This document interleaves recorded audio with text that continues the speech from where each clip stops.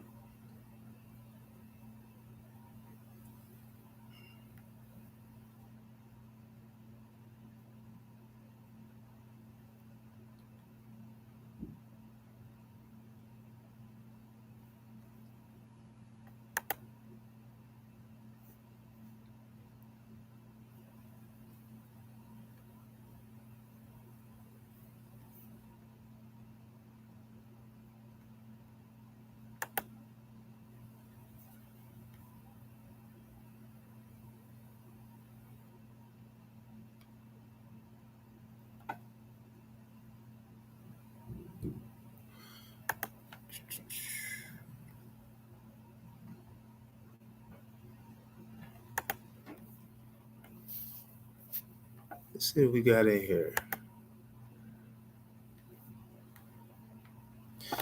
And this is my first live, y'all, man. So I don't even really know how all this stuff work, man. Why don't y'all say something in the chat section while we let it let people fill in if they come, and then I only see one person in here.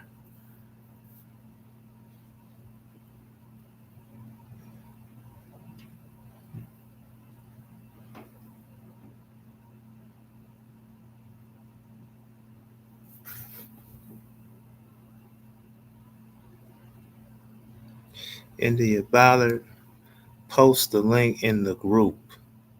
Which one? You talking about Negro Indigenous? I already posted. I'll do it again though. Hold on one second. Got my phone with me. Give me 1 second. I'll be right back.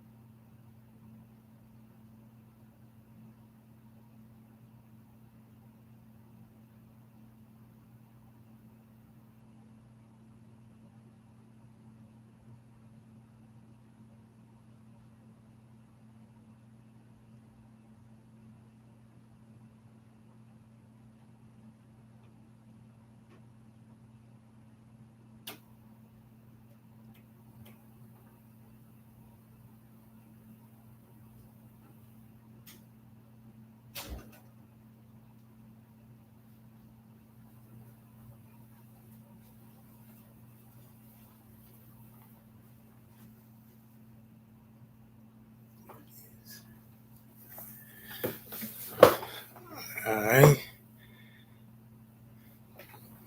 Posted in the group. Y'all should have. Y'all should have. Y'all should have saved it, man. But I got y'all, man. Y'all always trying to duck, man. I'm gonna take care of y'all. Quality on this feed ain't really that good, but as long as the audio is good, we good. But let me go ahead and take care of y'all. Let's see here. Gonna be shared. I'm gonna share it.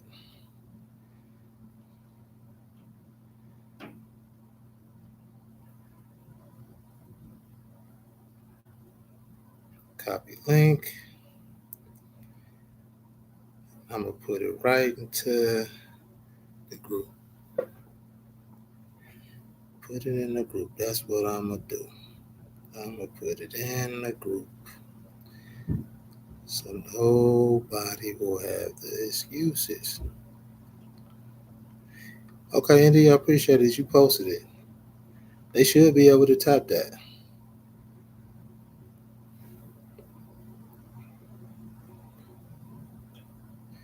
Yeah, they should be able to click that. You already got it in there. Let me know if you want me to do anything else. I'm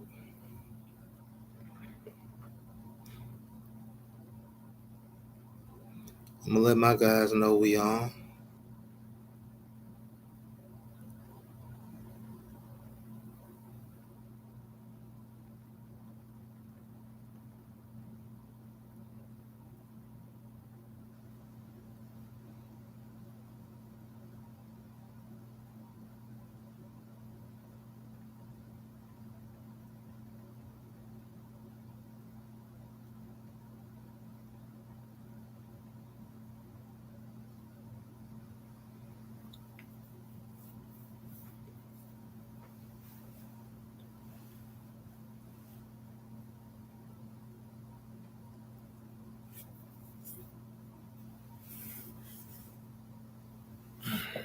I got some.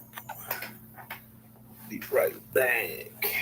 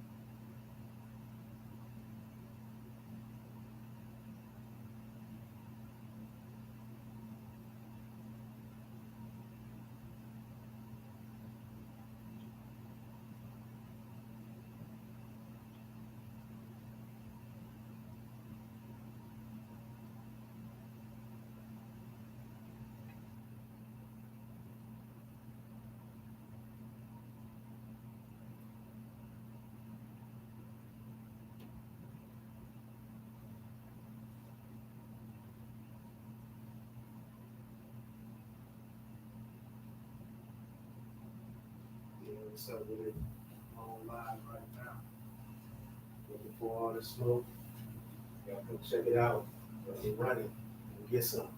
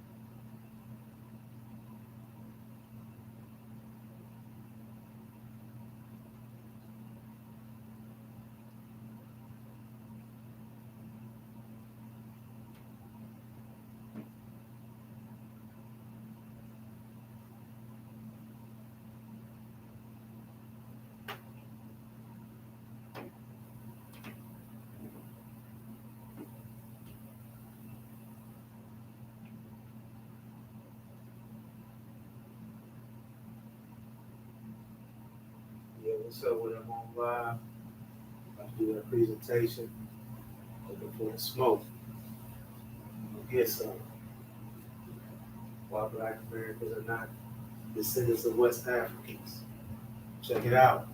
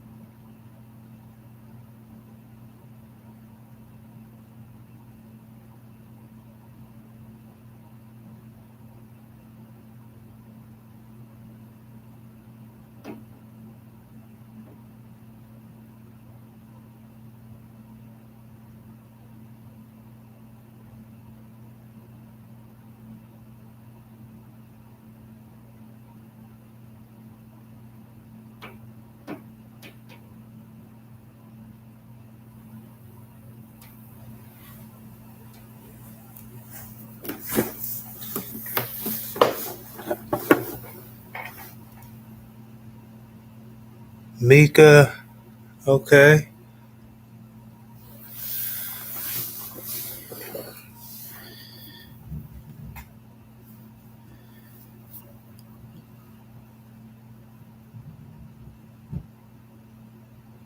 Yeah, Andy, I already reposted. I did a live on Facebook just now. That's what I was doing. Yeah, I saw your post and tag. Give him a little bit of a chance. Hey, Mika, if you can hear me, where are you from?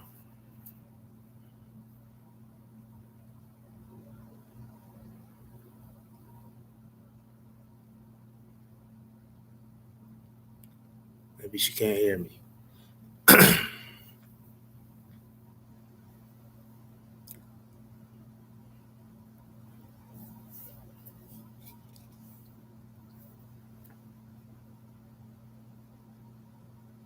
New York.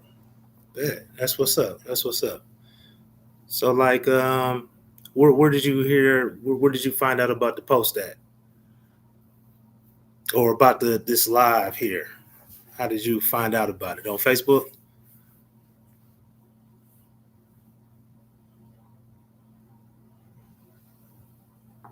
Sean. Who is Sean? I don't remember who Sean is.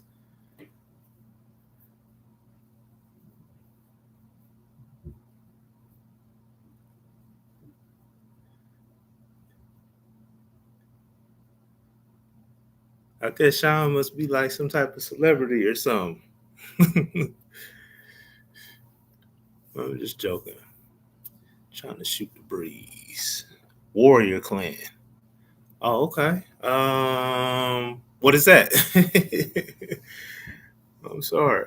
Maybe they got wind of it through social media. I'm just trying to figure out how well the uh, the advertisement for it is getting out. How well the message is getting out. That's all I'm trying to figure out. Not trying to be funny or nothing, but I'm just trying to, however the algorithm is working best, that's what I'm gonna repeat the next time I do this. So I'm just trying to figure out how people are hearing about it, and you in particular. Okay, we got 5 people in here. We're doing nice. Maybe we get it up to 10. We'll get started.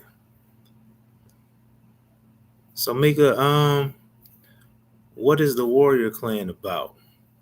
Like, what type of material, do you guys talk about within that group?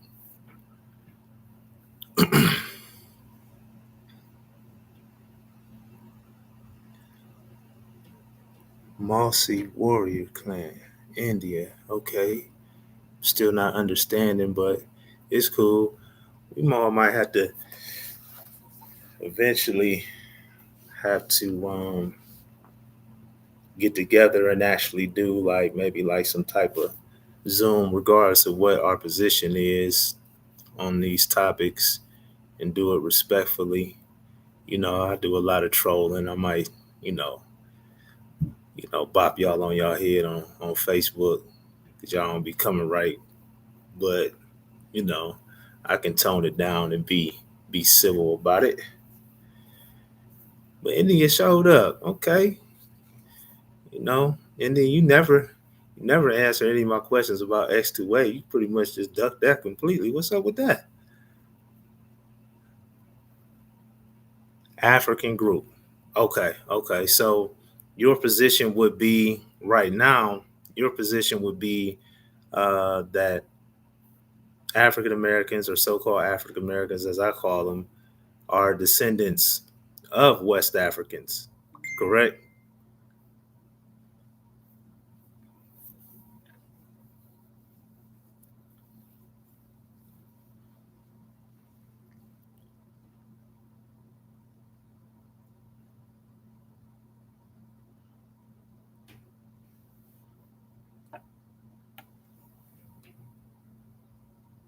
Oh, okay. So you guys got some diversity in that group. That's cool. Do you guys um do you guys subscribe to What's this here? Actually, okay. India, you never. I'll get back to you though. But yeah, so you guys have some type of diversity within that group. It seems like. Does anybody subscribe to the idea that Black people, Black Americans are indigenous to this land in that group?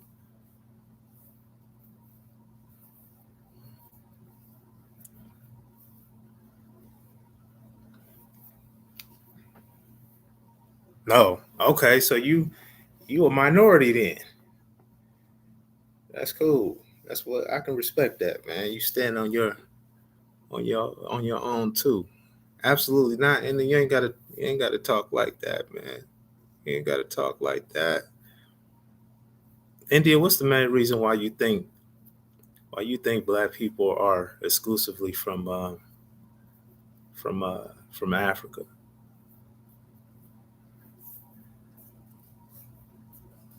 Nah, before we even get in that, you've never answered. Oh, you did post something back on the comment, but that was ambiguous. That don't count, man. That doesn't count.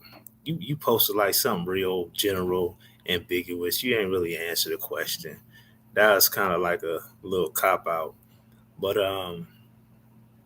yeah, that was a cop out. If that was your best, I mean, I might have to do a episode on X2A, you know.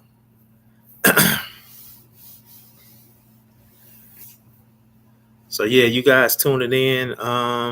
Let's see here. We've been on live for 17 minutes. I'm getting messages here. Let me see. Let's see. Make sure everybody getting in here.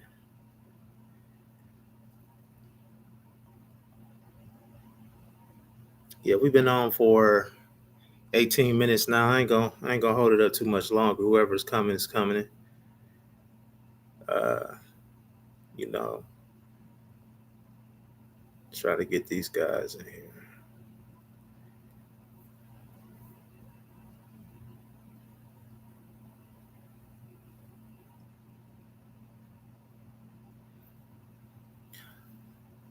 I'm gonna give them 5 more minutes.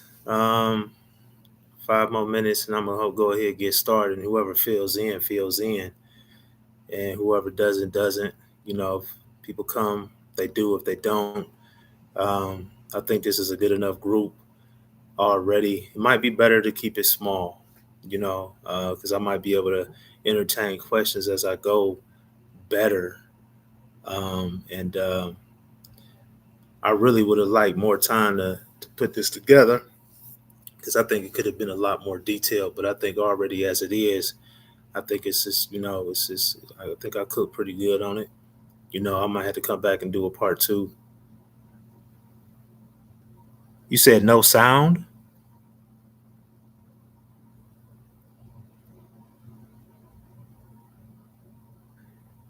Yeah. Yeah. Yeah, I'm in a message group with yeah, somebody said no sound. That might just be on their end. But yeah, I'm in a messaging group with my guys. So they know somebody just checked in here, Broward checking in. Oh, you all the way down in Florida. All right. All right. Appreciate you checking in. And that's Jeff Kane. Jeff, what's your position, man? How you stand on the issue?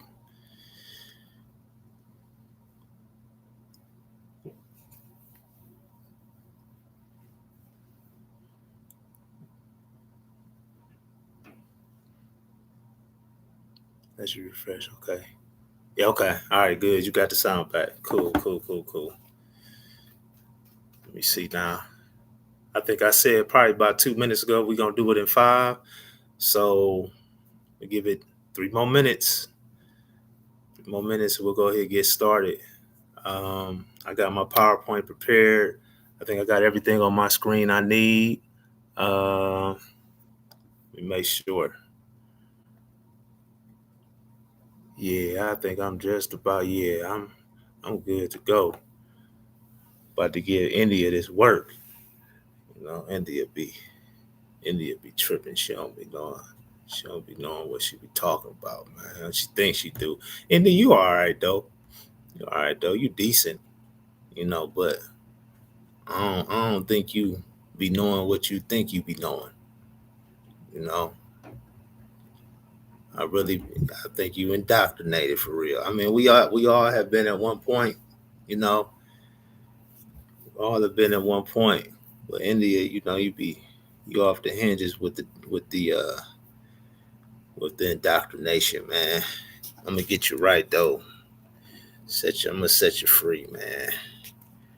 Be you know, like that good shepherd, man. Get you back on the road to salvation, man. Cause you know, be acting like a heathen out there with that indoctrinated nonsense. Yeah, man. Let's get in here, man. I say about like 2.5 minutes. I'll be right back.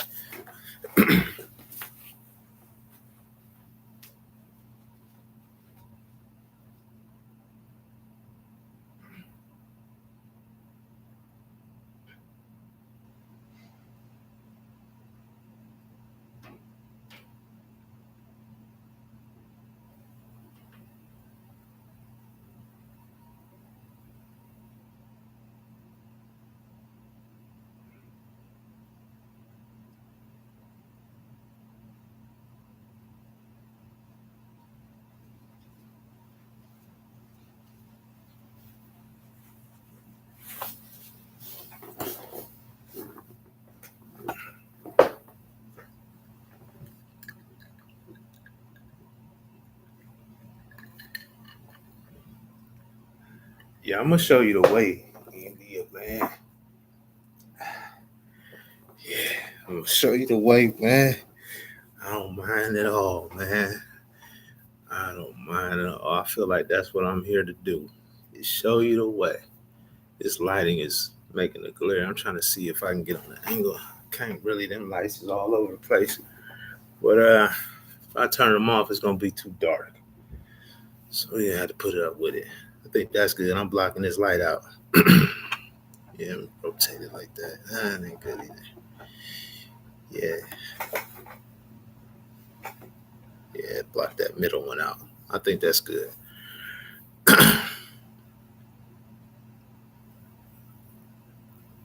One more minute, we going.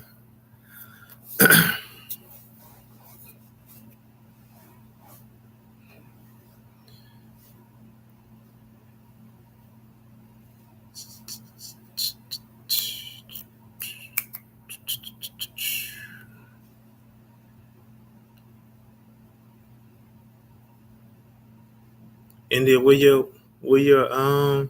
your click at?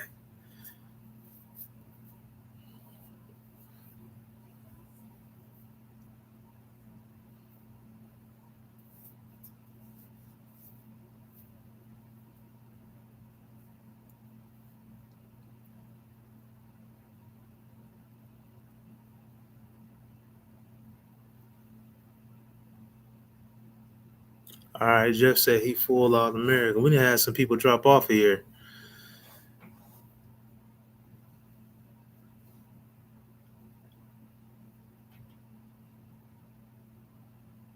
I appreciate it, India. You're not too bad of a person, man. We just don't share the same opinion, but you might be a all right lady. I don't know. I guess so. All right, that 26-minute mark hits.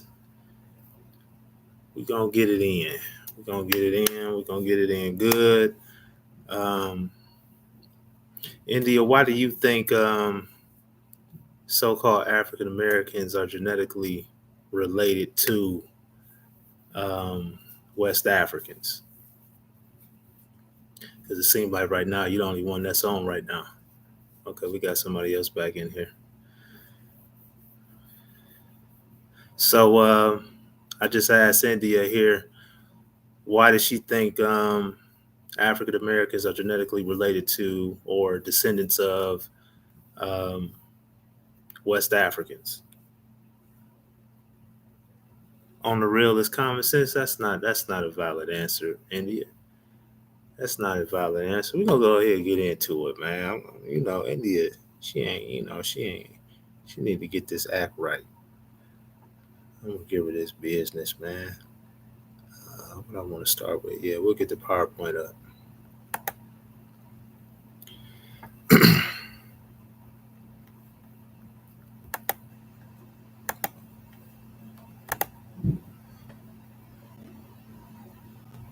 And that PowerPoint, okay, cool. Y'all can see it. Just want to make sure y'all see it. Everybody can see that.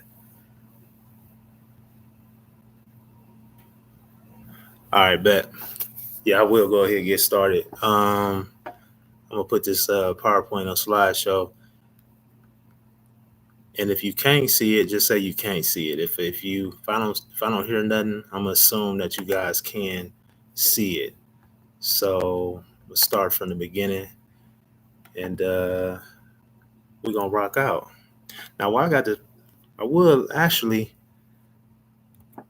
I would like for you guys to say that you can see the screen just to verify it. Because while I got the slideshow up, I can't see you guys.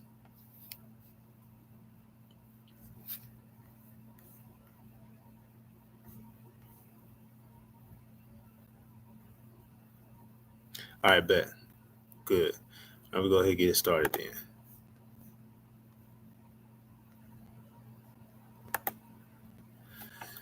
All right. And I guess what I'll do is I'll pause in between and I'll come back and we can have some discussions about some important pieces of this presentation.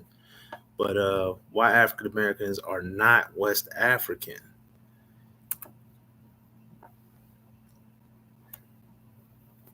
All right. Right here. Okay, DNA. With the Black indigenous community gaining momentum throughout social media, some wish to stymie this exponential growth in interest by hovering DNA in the form of haplogroups as a dark cloud over the movement in an effort to cast doubt over the movement, posing such questions as your haplogroup is the same as present day Africans, then how could you be indigenous to the Americas? This question may seem legitimate on the surface, but when compared to the mainstream modeling of the peopling of America, it determines a migrational movement from Siberia to Beringia and then into the Americas via Alaska, which invalidates such a claim by logic. So I'm gonna back out and I'm gonna get y'all back up here. Get some opinion. So you guys heard that part, so basically what I'm saying right now is that the mechanism used against so-called Black Americans is that we harbor DNA that is foreign to this landmass, but we run into a contradiction when we say this, because the common narrative for the people of America is that of a population that carries um, foreign DNA. So what I grasp from that is basically, um, I want to say discriminatory, a discriminatory attitude pertaining to Black Americans and their DNA. And first of all, DNA is predetermined anyway, based off a narrative. But let me get back into the slide. Let me keep going so we can get through this. And like I said, I stop periodically, ask some questions, and yeah, get some thoughts on you guys' minds, and keep this interactive. Uh, we'll go from the current slide. All right. Human gene flow is not linear. And I know I spelled this wrong. I forgot to correct this part. But anyway, we're going to go ahead and go with what it is. Multiple discovery underlined a reoccurring phenomenon about human gene flow, which is that ancestral population movement was not confined by regional or continental movement. The kind of continental movement is somewhat, probably not the best or the correct word, because, and I'll explain why in a second. But the the gene flow pattern in this ancestor to later Native Americans, at least in part. Um, these findings indicated that the ancestor of modern Native Americans received gene flow from two sources located on the opposite extremes of Eurasia. So, if you guys are not familiar with this particular finding, this particular specimen of this particular ancestor of Native Americans, uh, basically this is supposed to be like the missing link. And what I'm demonstrating right here is that even the ancestor of Native Americans are not basically in one place. And as it reads, the findings of Maltaboy found that Native American gene flow consisted of that of ancient North Eurasian, that gave rise to the basal clade R1. Interestingly, R1 would migrate to West Eurasia and would diversify into R1b. R1b would then move in two different directions, migrating into Africa and then returning to Northeast Eurasia to contribute West Eurasian gene flow and input into Northeast Eurasia. Now, I'll pause it right there.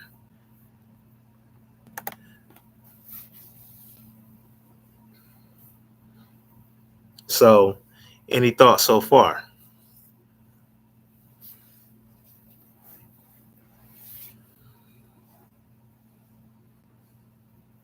Incorrect. How am I incorrect, India?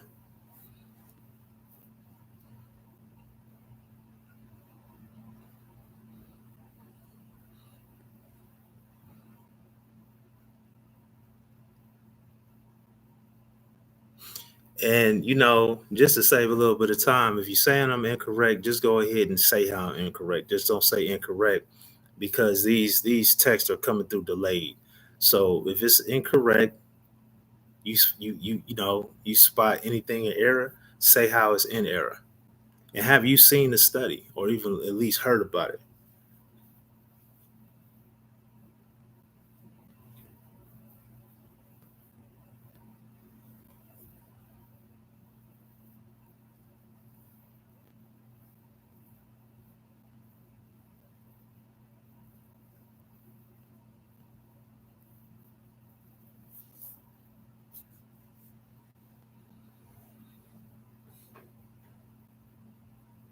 So India is not answering the question. I think she might be having a brain fart. Let me see. Okay, she says Native Americans are ancient North Eurasian and ancient East Asian. There were no diversions back into Africa. What do you mean there were no diversions back into Africa? The R1b split three different ways. It's got a European branch, it's got a West Eurasian branch, and it's got the V88 that diversified inside of Africa. So what do you mean?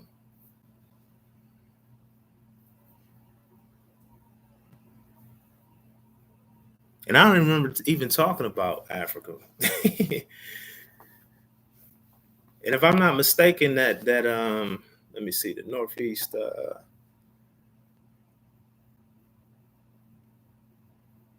East Asians, if I'm not mistaken, they carry a portion of Northeast Eurasian as well.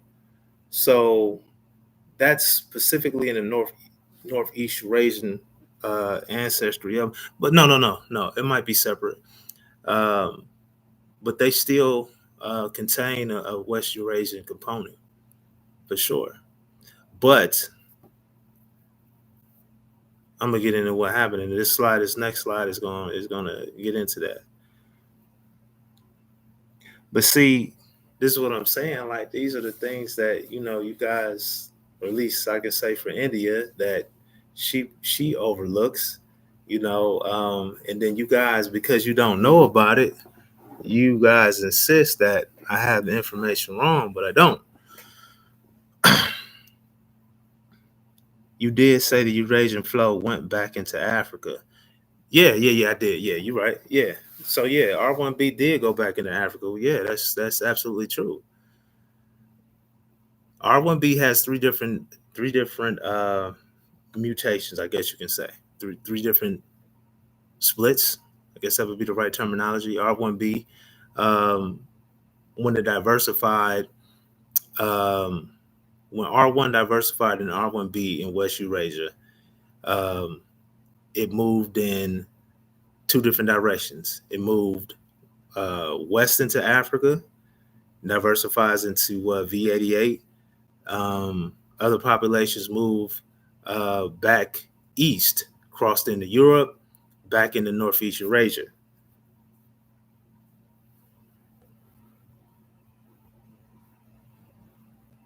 For sure. Mr. Castro, yeah, R1B DNA is also found amongst the Cameroonians. For sure. I think, if I'm not mistaken, they carried a regular R1B as well, not just V88 in Africa, but they definitely carried a V88.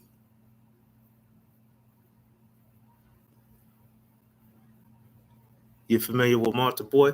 Well, Indy, if you familiar with Malta Boy, how come you didn't know you had West Eurasian components?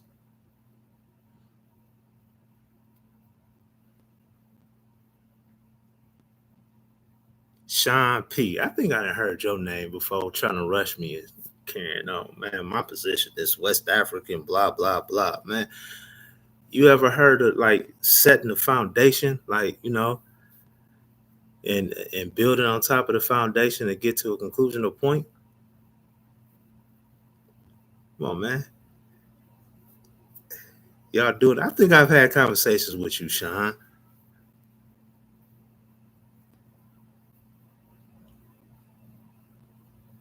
R1B is definitely a subclade of R1 for sure. What you mean? It's called R1B.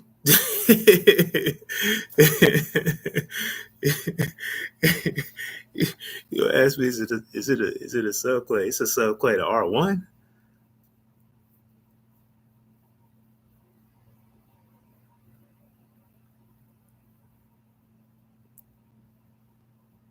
Okay, you never talked to me. That's cool. I could have swore I seen you. You not on Facebook?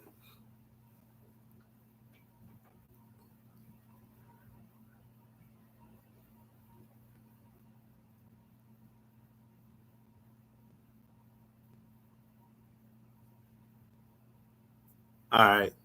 He said he here to see what I got, so I'm gonna keep going. I ain't gonna hold this up. Let's rock out.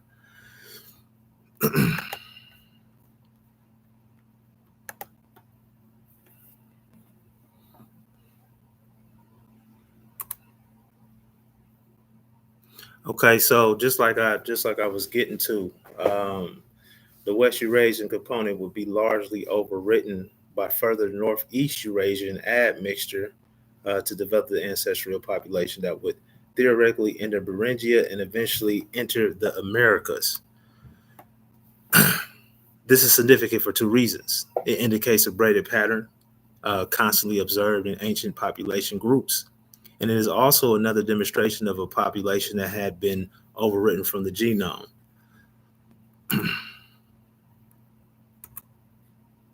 The DE superclade will be another example. This example isn't identical necessarily to the Malta example, but what I'm trying to demonstrate, and as you'll see, is that there are certain migrational patterns within so-called, Black people, what's now being called, African American. There are certain migrational patterns that are not captured because of uh, lack of or just not available fossil evidence. But I will explain exactly what I'm talking about here. What is the DE superclade? The DE superclade is the root clade that both the D and E root clades directly descend from. The DE superclade developed a unique variant called YAP positive, um, that all downstream descendants uh, carrying their population identity, so that all downstream descendants carry this component, and therefore their identity is non-subjective. That's how that was supposed to read, or something like that. The DE superclade split roughly about 65,000 years ago, and from that point, the root clades D and E are formed. What is unique about Y-DNA haplogroups D and E? Migrational movement patterns. The haplogroup is primarily as a sub-Saharan lineage. This is supposed to say haplogroup E is derived. Haplogroup E is primarily a sub-Saharan lineage, but its direct predecessor was not. Today, the E haplogroup is found most frequent in sub-Saharan Africa, at least outside of the Americas, but its sister lineage is not. The majority of the D haplogroup carriers are found in East Asia, and even more specific, D1 is only found in East Asia and nowhere else. So the D haplogroup descendants are the most closely related group to E haplogroup descendants. So I'm going to pause it there. We'll go back.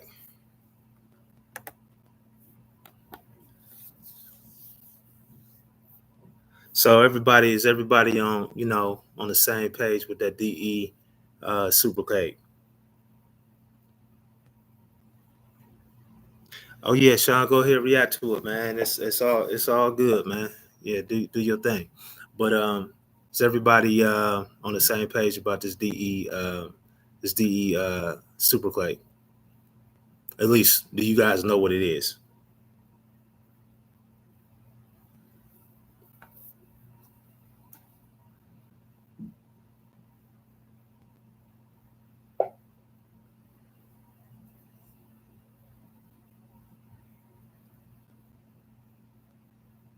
Okay, anybody really talking? I'm gonna keep going then.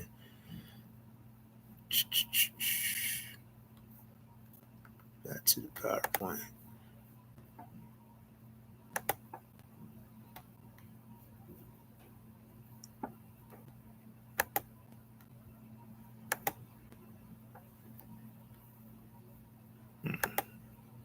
There we go. All right. But they're not sub-Saharan. They're East Asian. Which brings me to my most important point. And we're gonna get into genetic studies and everything like that. I know you guys came. That was the most important part. But I'm just setting the groundwork, for everything that's to come. The D1 haplogroup is missing in Africa, in Europe, West Asia, Central Asia. So at this point, what I'm saying and basically demonstrating here is that when we say that the D1 haplogroup is missing in these continents, these land masses, it means that fossil evidence hasn't been found for these particular in these land masses concerning D1. Populations don't carry D1 in these land masses. Now, of course, the DO is found in Africa, in sub-Saharan Africa, I believe in Nigeria, but at a very low frequency.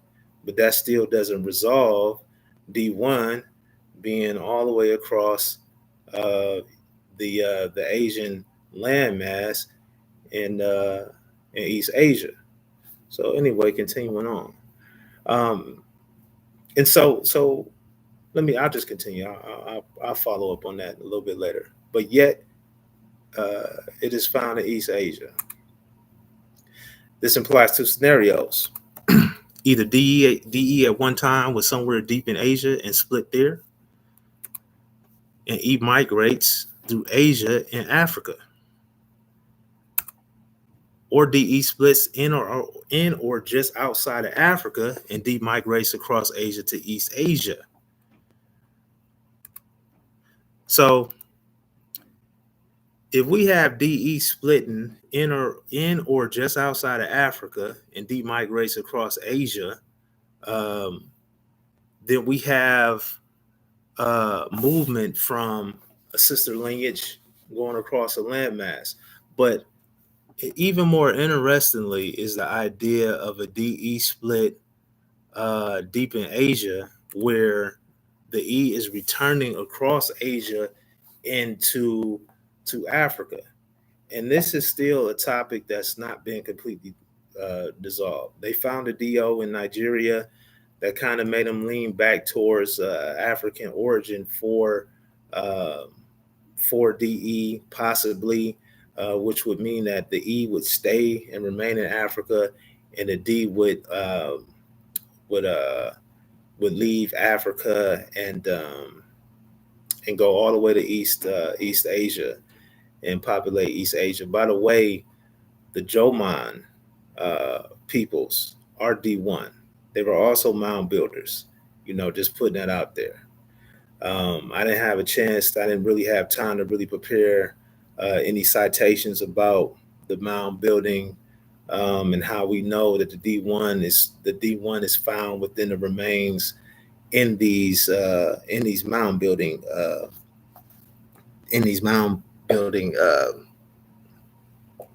artifacts. But let me get back on track. Let me go back to where I was. This has been heavily debated amongst phylogenicists and anthropologists, but still not resolved. Rare deep rooting Y chromosome lineages in humans. Lessons for phylogeny. Okay, so I'm citing the actual article that this information is coming out of. This next quote here.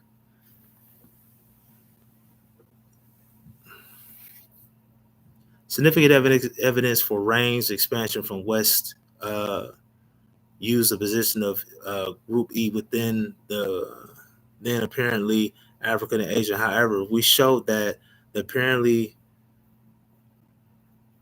I meant to take this slide out. I'm actually going to stop sharing, and then I'm going to reshare, and I'm going to read it directly from the article itself. That's what I planned on doing, because that copy and paste didn't work out too well. So let me find it.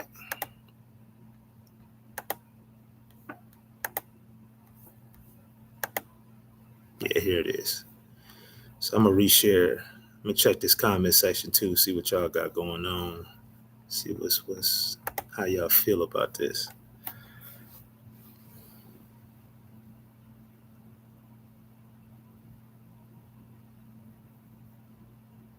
The D found in Southeast Asia, like Sri Lanka, Australian Aborigines. It's not dominant in Australia. Um, you know, it might be found in Australia, but it's not dominant in Australia. That haplogroup is dominant in East Asia, in Japan, Tibet, Thailand, so forth and so on, China, so forth and so on. What's my source? I'm about to pull it up now. India. What are you talking about? I mean, some of this stuff is general information, and to a certain extent. You know, and that's what I'm talking about. You guys be like, pull up this, show us some citations and stuff. Like this stuff is general information. It should be for those who follow this type of information. But anyway, let me pull it up.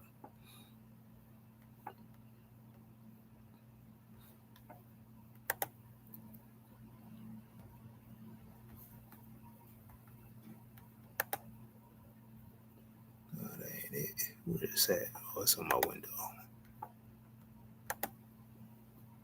That's not it either. Let's see.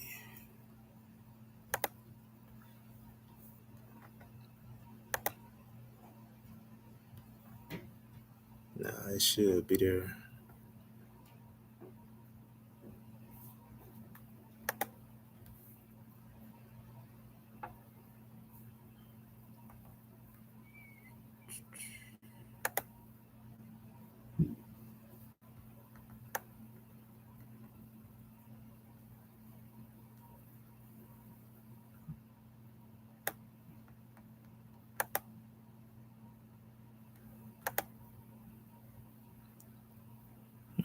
It's not showing that tab.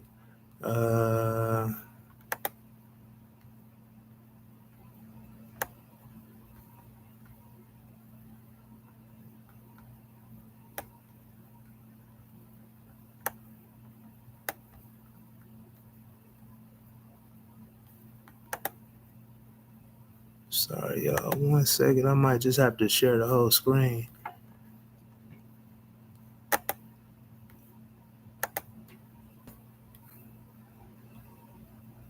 Ooh, that look messed up.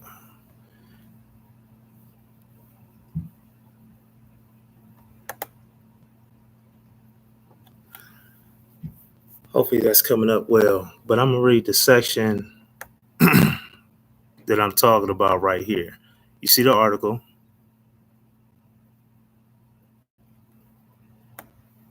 It says, because group E represents the great majority of Y chromosomes found in sub-Saharan Africa, local frequencies of between 65 and 100, there has been considerable interest and debate over the geographic origin of the Yap clade and the consequent implications for early human migration patterns. Hammer and colleagues used the position of Group E within the apparently paraphyletic Group D to argue for Asian origin of the Yap clade and subsequent back migration event that brought more derived Yap chromosomes into Africa from Asia. Okay, it goes on to say that that's disputed because of the DO found in Nigeria. But it goes on to say on the right column, I'm gonna read the whole thing. Here we report a new, very rare, deep-rooting haplogroup within the Yap clade, together with data on other deep-rooting Yap clades. The new haplogroup so far, and let me zoom in so I'll make sure y'all see it. I'm reading right here. Here we report a new, very rare, deep-rooting haplogroup within the Yap clade. Together with data on other deep-rooting Yap clades, the new haplogroup so far found only in 5 Nigerians. So again, a lot of people tried to disapprove any possibility of an Asian origin because of the newest DO haplogroup being found within these Nigerians, but this is at a low frequency. As it says, it's found in five Nigerians. Now, it could have been since then, it could have been found in more of the population, but is the least derived of all Yap chromosomes according to currently known binary markers, such as the application of the same phylogeographic inference method used by Hammer and colleagues. Hammer and colleagues leads to the opposite conclusion: significant evidence for range expansion from West Africa to Asia. However, we show that the apparently paraphyletic status of this haplogroup, and hence the conclusions of the nearest cladistic analysis, are also likely to be illusionary. The interior branching order and hence the origin of Yap-derived haplogroups remains uncertain. We discussed the problems presented by rare deep-rooting lineages for Y chromosome phylogeography. Okay? So I'm going to stop the share on this.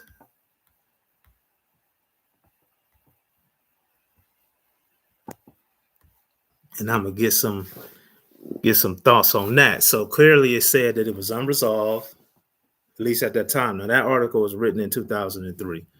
So it's been plenty of conversations to be had about it, but it's not a clear resolution for Yap-derived haplogroups. Of course, African Americans fall within the E haplogroup, which is a Yap-derived haplogroup. The article is clearly saying that they don't know for sure which direction that migration happened in, because they have a split lineage all the way across in East Asia. Everybody clear, at least on that part. I don't think it's any arguing that. D is not Asian origin, because oral tradition of those who carry the Yap group tells us of a migration from from Africa years ago. Who was that? What are you talking about? What oral tradition? Mr. Castro. What oral tradition are you talking about?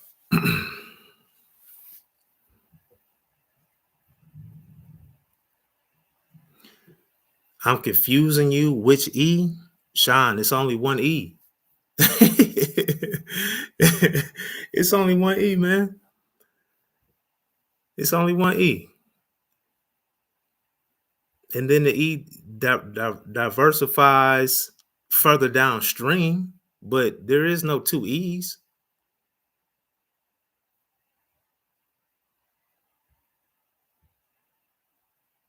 What do you mean, do I know where the E comes from? Now, my position is I don't know where the E came from.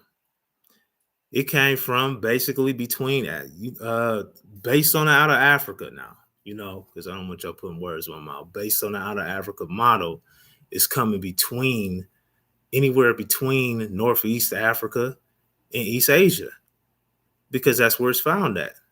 The E is found in the Americas, of course. If you believe that we all came by way of the slave trade, we are all, or the majority of us anyway, are E haplogroup carriers. But based on the out of Africa and the slave trade narrative, we got the E out of Africa. That answers your question.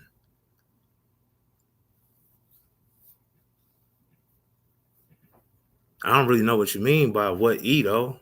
I think it's pretty self-explanatory what E is.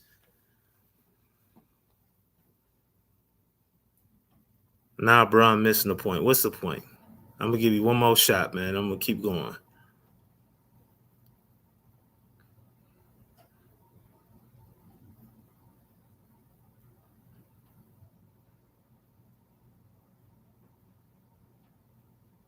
Yeah, I disagree with it with out of Africa, and I'm gonna partially show you how. I have to put the out of Africa, shut down in another presentation. But there are several anomalies about out of Africa, and some of it is in this presentation.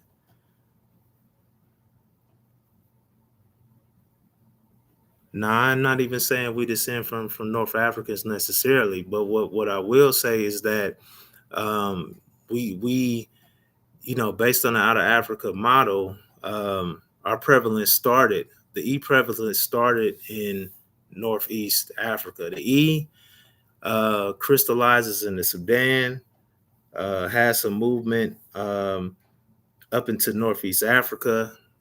Some study shows that it went out of Africa into the Levant at some point, has some substantial prevalence up there. I wouldn't say high frequency up there, but it eventually comes back down out of the Levant back into Northeast Africa, and then forms the E1. E1 pretty much has the same type of movement that its predecessor had, which would be the E root clade, and it pretty much persists within Northeast Africa. And this is a part I think you guys often miss. At least the people who are on board with the Pan African, philosophy.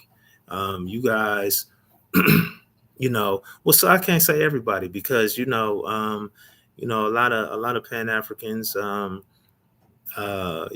they believe that um, you know uh, the E haplogroup has some type of DNA significance in Northeast Africa within the Egyptian bloodline and Kemet, so forth and so on, Nubia, Kush, and everything like that. So I can't say everybody in that movement is ignorant to that. But yes, the E starts in Northeast Africa based on the out of Africa model.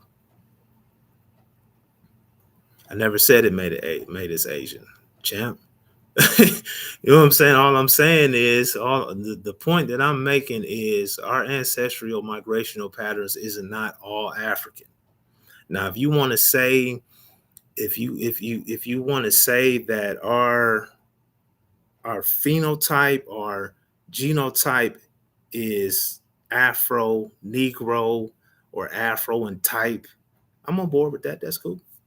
That's cool. But what I'm saying is that, you know, that's predominantly what we are now, but obviously our predecessors had some type of movement over the Asian continent had to. D just doesn't disappear. It might not have remained successful, and it eventually went extinct. But the point is, it picked up alleles, genomes along the way that is not being picked up within its downstream descendants as of now, but it contributes to our ancestry. So anyway, I'm gonna move on, man. Sean, you one of them guys, man. At least you seem like it, man. I don't know. You said we never talked before, man, but it seemed like it for sure. But anyway, we here for you to show us that we Asian. That wasn't the subject of the matter, sir. The title was not African Americans are Asian, brother. We're gonna keep it moving though. I see what you're trying to do though. You trying to take the conversation somewhere else. But this ain't Facebook, man. This my show, man. I'm about to do this right. Check it out. We're gonna get back on track. So anyway, I laid that groundwork. We're gonna move on. These points become more relevant later. I meant to take that slide out. They're relevant right now because I've already explained it.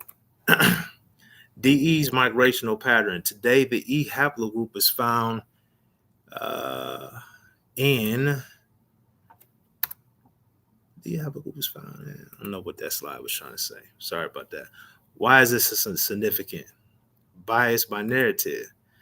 What's interesting is based on the current mainstream phylogenetic modeling, all Negro population groups, including that of so-called African Americans, the E lineage is much older than the oldest basal clade that had genetic input into modern Native Americans. And the most associated maternal lineage, the L lineage, is much older than the E lineage by roughly 50,000 years. Despite the E lineage being much older, and as well as the maternal L lineage being even more ancient than the E, cross-migrational movement and braided gene flow patterns are never considered or factored for the ancestors of so-called African Americans, despite the fact that so-called African Americans and West Africans continue to capture ghost population integration signals whose fossil evidence has still not been found in Africa, indicating that this population group was highly mobile. Now, if you notice, I didn't say that they did not reside in Africa. I'm not going to take it that I can talk without taking the screen down. Didn't say that they weren't in Africa. I'm just saying that they're highly mobile, just in case somebody tries to get that twisted. But what I do believe is that they did migrate. Basically, my point about Africa is that it's not insignificant. And my point to this only Africa thing is that I believe that it takes away from obvious migrational patterns and basically cross continental, kind of like, I guess you could say, like empire like movement that I believe that Pan Africanism smothers, if that makes sense. But I'm gonna keep moving. Despite such patterns seen by African Americans and even younger population groups represented in part by the Malta Boy discovery, African American ancestral movement has only been considered for only one landmass, which is Africa, which I attribute to the narrative bias of the slave trade story. And thus, since this narrative is the only story written of Black Americans, there is much reluctance to consider any other historical narrative for Black Americans. Forced to fit, because because of the slave narrative, any anomalies pertaining to Black American DNA is attempted to be explained by the slave trade narrative, which is exactly what they did pertaining to the study that I'm about to show. Genetic narrative, Atlantic slave trade narrative. Slave trade narrative dictates. Now I spit this off the top of my head, so if any information is slightly off, so be it. But you guys get the general narrative. Slave trade narrative dictates that 12 million people were kidnapped and transported to North America. um, I'm sorry, not North America, but throughout. Oh, it says North America, the Caribbeans, and then South America, with the estimated 355,000 being dispersed across North America. These slaves were primarily taken from West Africa, and therefore, it is believed that modern Black Africans are, Black Americans are descendants of West Africans. But Black American genetics continue to fail to cooperate with this narrative, and I will show you how. In a study titled Characterizing the Admixed African Ancestry of African Americans. And I'm going to read this study right off the actual, right from the study itself. But in the meantime, I'm going to quote it off this PowerPoint from the results and conclusions section. And y'all got to bear with me and read this carefully. Hear this out carefully. From cluster analysis, pay attention to the wording. We found that all African Americans are admixed in their African components of ancestry, with the majority contributions being from West and West Central Africa, and only modest variation in these African ancestry proportions among individuals. Furthermore, by principal component analysis, we found little evidence of genetic structure within the African component of ancestry in African Americans. And this is the conclusion portion. These results are consistent with historic mating patterns among African Americans that are largely uncorrelated to African ancestral origins. So here, they're trying to explain the anomaly with the slave trade narrative. But let me continue. And they cast doubt on the general utility of mtDNA or Y chromosome markers alone to delineate the full African ancestry of African Americans. Our results also indicate that the genetic architecture of African Americans is distinct from that of Africans. Okay? It said Africans in general, and that the greatest source of potential genetic stratification bias is in case control studies of African Americans derives from the proportion of European ancestry. So what they're saying, and I'm gonna explain what that European ancestry means, because in this scientific study, they isolated the African component, which they pretty much demonstrated in that in that first paragraph. But anyway, if you guys thought on that first part, and I'm gonna pull up the actual study so I can show you guys. I'm reading this directly from the source verbatim. What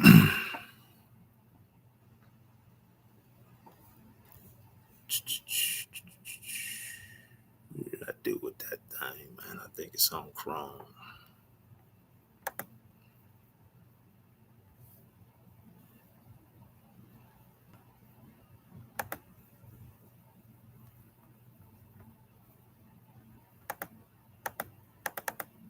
That's on Windows.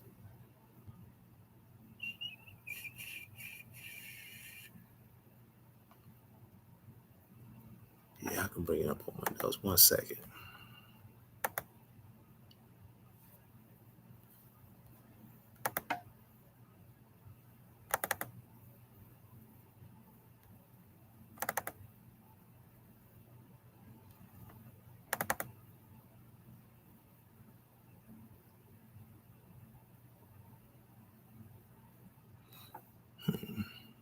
Let me see.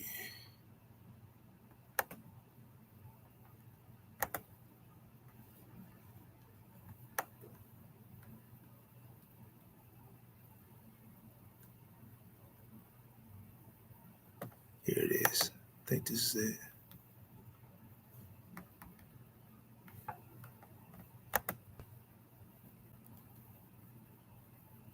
Yeah, you guys should be able to see that.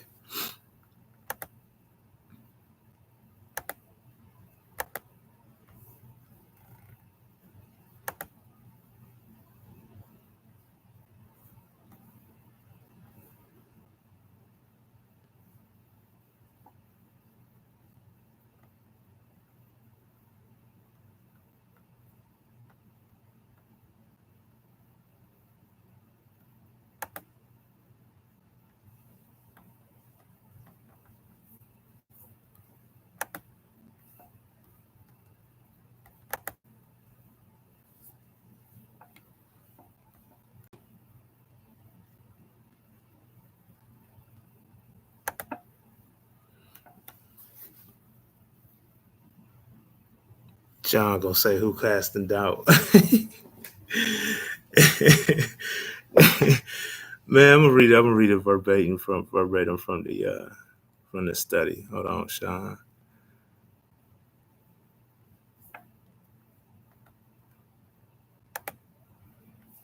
Let me zoom it.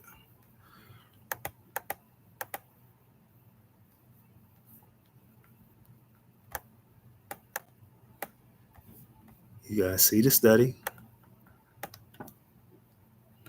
See the title of it? Characterizing the admixed African ancestry of African Americans. So I'm gonna take you down, and we're gonna read this verbatim, straight off the report. It says, from cluster analysis, we found that all the African Americans are admixed in their African components of ancestry, with the majority contributions being from West and West Central Africa, and only modest variation in the African ancestry proportions among individuals. Furthermore, by principal component analysis, we found little evidence of genetic structure within the African component of ancestry in African Americans. And essentially, this is where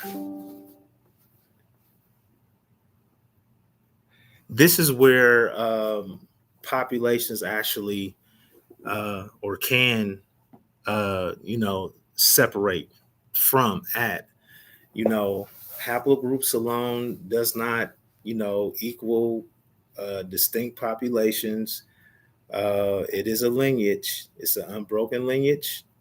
There are many different populations that share different haplogroups. What separates populations is genetic structure, and here is indicating that the genetic structure within African Americans is distinct from that of Africans. In the conclusion section, it reads, these results are consistent with historic mating patterns among African Americans that are largely uncorrelated to African ancestral origins, and they cast doubt on the general utility of mtDNA or Y chromosome markers alone to delineate the full African ancestry of African Americans. So here they are telling you clearly that you cannot depend on mtDNA or Y chromosomes to delineate the full African ancestry of African Americans. They are telling you that based on what they found, they are not able to resolve the full ancestry of African Americans by using West Africans as proxies.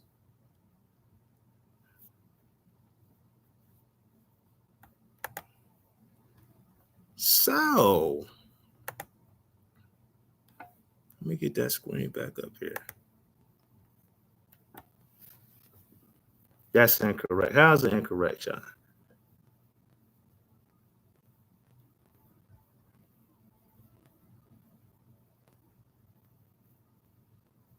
If it's incorrect, you got to take it up with the geneticists that did the study. But we're gonna go through the study, and we're gonna see why they say what they say.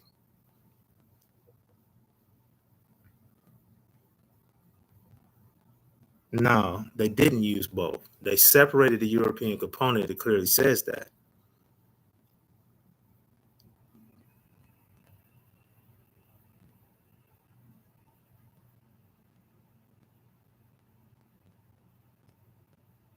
Yeah, I can drop it in the chat. There's no problem. Hold on 1 second. You're not gonna find anything different in it, buddy. Right now, your mind is struggling because you've never seen this before. I know you haven't. That was my whole point of bringing it to the surface, because I know you guys ain't seen it. African Americans have never shared structure with so-called um, West Africans, and I'm gonna show you why. I'm gonna show you why. I'm getting this out of my phone so I can get the hyperlink and put it up here. This is not. This is not gonna pull the hyperlink. You guys can go on the internet and get it. Give me 1 second. Characterizing genome-wide patterns. Let me see here. Is this it? Yep. So I'm gonna copy it to myself and send it to myself.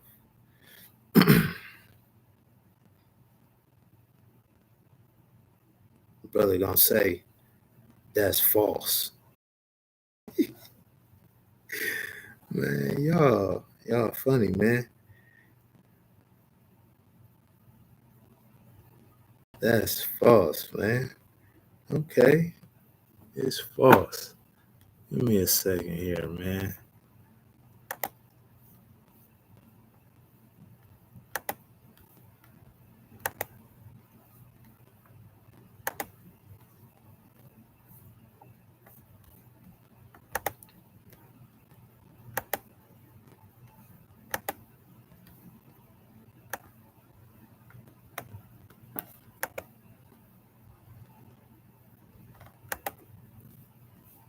Now I'm gonna put it back in chat.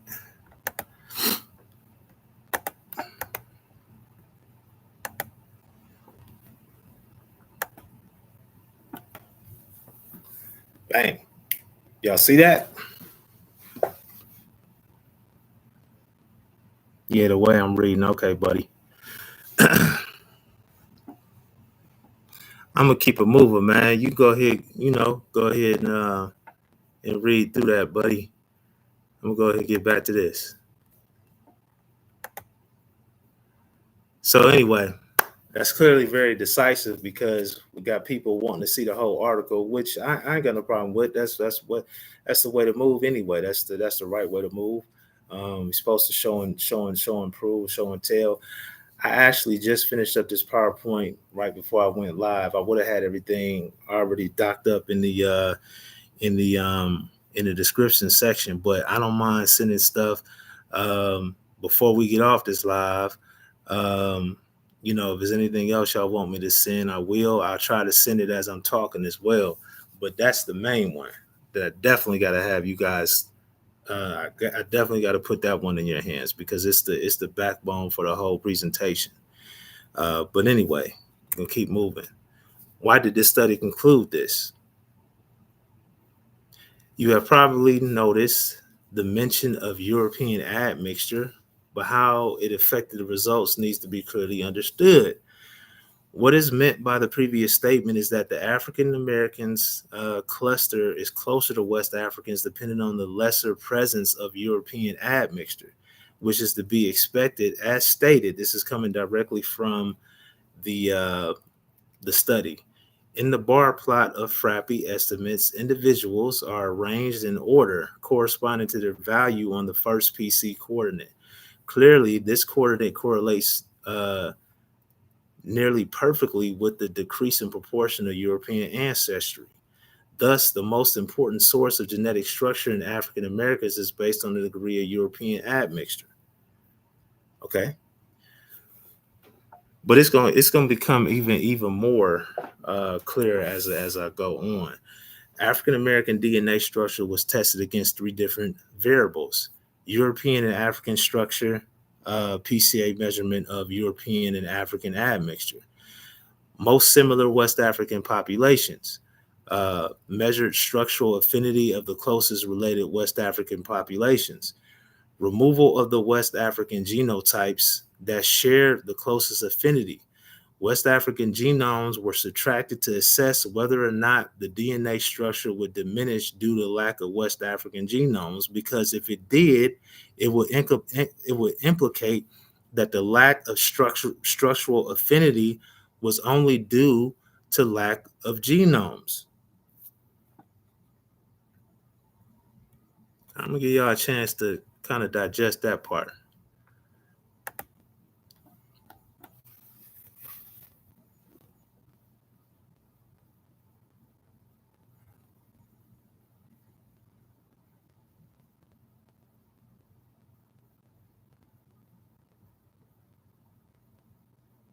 Sean P. Now you saying we don't have full African ancestry, so you blaming it on the European component. It clearly says the African component is not comparable or shows no structure to Africans. I ain't even about to read it again, Sean, because it seems like you're the only person that don't understand that.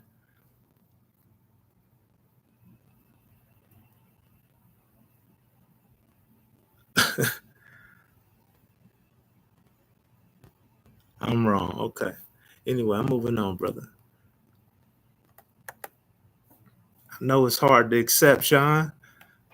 But like I said, man, I'm gonna get you back on the right path. Already killing y'all dreams, man. It's early, man. We ain't even a quarter of the way through the whole PowerPoint. Anyway, the results: European and African structure. African Americans clusters lean towards West African populations. Okay, I'm gonna take this out and I'm gonna go straight to the PCA so I can talk while I'm reading this. So I can demonstrate. Basically, this isn't the best picture here. So I'm gonna go back, reshare the other. Um, Actually, no, that it was already up. My bad. Let me see.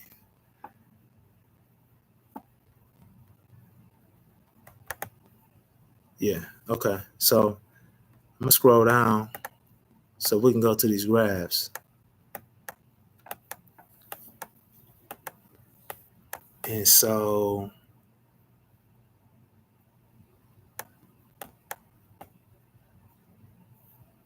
okay, this first graph is a demonstration of what African American genotype clusters look like on the PCA when European admixture is included. You can see the European admixture is clearly separated on the other end of the other end of the graph. You have the populations that they chose are Mandinka, Yoruba, Bantu, Biaka, San, and Mabuti. I think that's how you pronounce that. Um, and you can see that clearly African Americans are pretty much separated from the majority of these populations. Now, the next graphs are going to demonstrate what African Americans look like, and on the PCA plot once European is the European factor is taken away. So I'm gonna demonstrate that.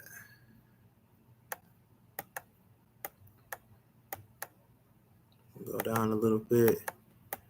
I'm sorry, y'all. I ain't gonna reread this whole article. I'll let you guys do that on your own time. I took those quotes strictly out of the study. I've read this several times. I'm pretty confident on discussing this, and the results and the conclusion speaks for itself. Even if you don't understand the full study, but anyway, you can see here on this graph uh, what it looks like panned out. They still have the European portion included right here. Uh, to the right here, you'll see that the European portion is taken out, and you can see that it clusters closer to Yoruba but it is forming what you would call a cloud. And I'm gonna show what it looks like. I'm gonna show a normal ancestral to descendant relationship on a PCA. But this last one is the better picture. You can see that it hovers over Yoruba slightly. It's a cloud.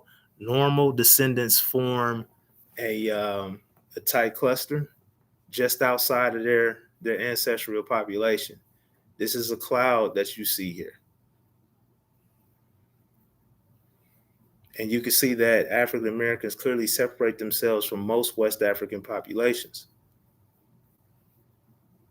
And the reason why you could tell, because in this last graph, you could see the European admixture proportion clearly on the other side of the graph. So you can see what separation looks like comparable to Europe or to European admixture. That Mandika is almost the same distance as the European admixture portion. You can also see that African American clusters are more dense than their so-called ancestor, which is also not normal. I'll give you guys a chance to digest that much. We'll see what Sean got to say. Sean, what you got to say, bro?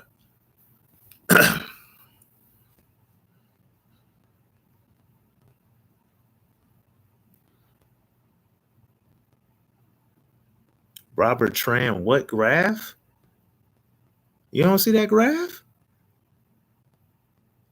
Oh, you guys don't see the graph. Oh, hold on. Let me make sure I get it up there.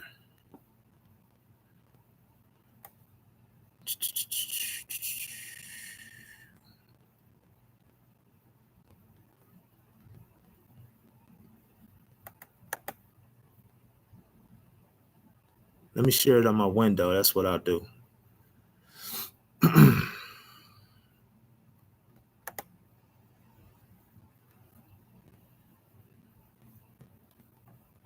going to stop the share.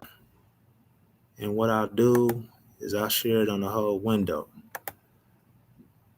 We'll do it like that.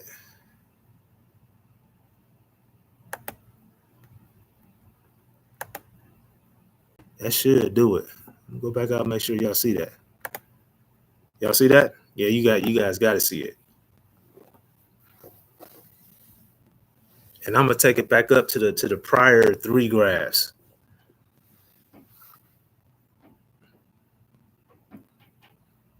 Y'all should be able to see it now.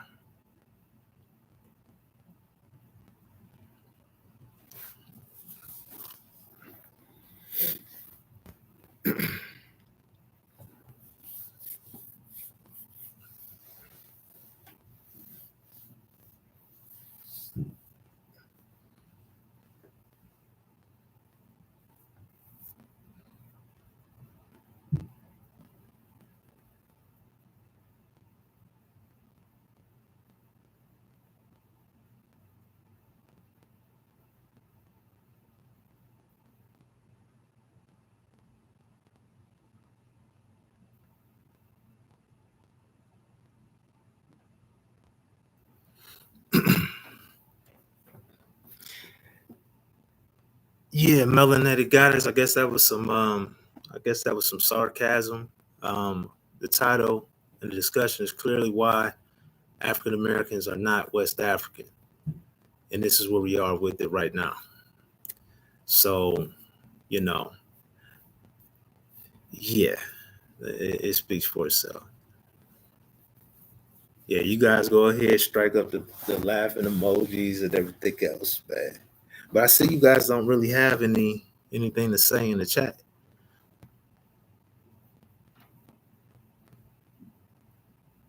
It says nothing. Okay, that's your opinion. Moving on. Yeah, I might as well just keep going since you guys are saying that all of this don't matter. You know what I mean? I'm gonna just keep going. So that lets me know that your request for the information is not even really genuine. You know what I'm saying? Because you're gonna look at this and you're gonna say, it don't matter. You're not showing me anything. It says nothing. What do you mean it doesn't say anything?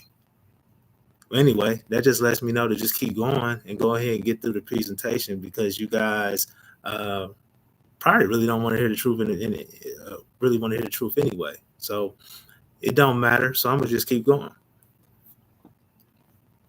So yeah, let me stop sharing that. Let me get back to the PowerPoint presentation.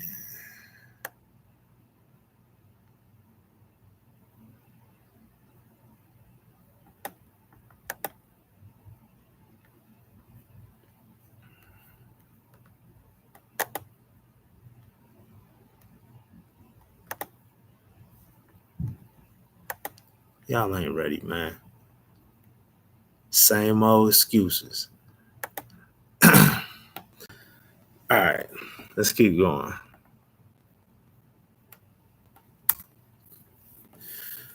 All right, African Americans showed little to no variation in structure, which indicated that the African American dissimilarity was not a consequence of missing West African genomes, and that African American genetic structure is independent of the West African genome and not dictated by European admixture.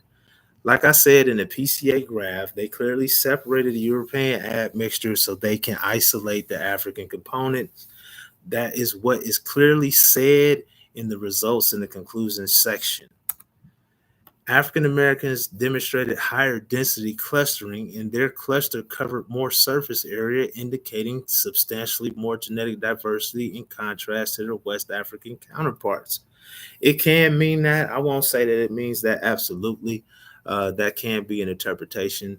You know, I'll leave that up into the air. That's my interpretation of it, because PCA plots are basically those dots, or whatever you want to call them. They're representative of genomes.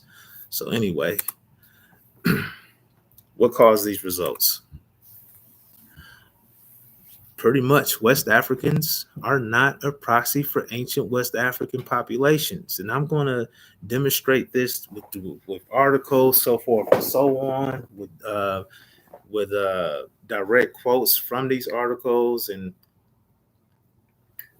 everything like that. Insert a quote about African Americans descended from older populations. I can't even remember where I get that quote from. Anyway, African Americans are related to an extinct ghost population.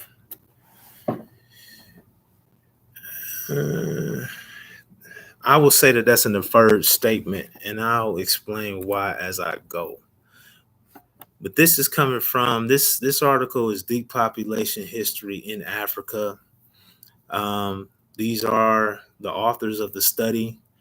This is a direct quote, and I'll bring up the actual article on the screen after I read it. Interestingly, many studies identified a fairly recent time for the integration from extinct lineages in Africa, with integration events even after the split from non-African populations, hinting at survival of archaic human populations until relatively recently in time. This contrasts with observations from the fossil record, where most of the morphological diversity disappeared before 100,000 years ago. So basically, what it's saying is that they are inferring through autosomal signals through populations throughout Africa that this integration continued to happen up until very recent times.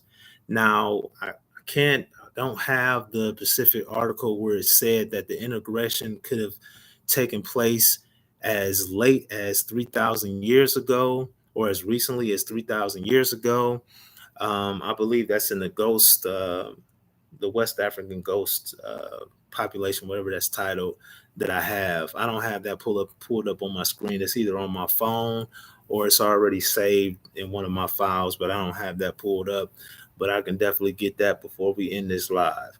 But that particular study goes in much more detail about what this ghost integrational population is that is stronger in West African populations.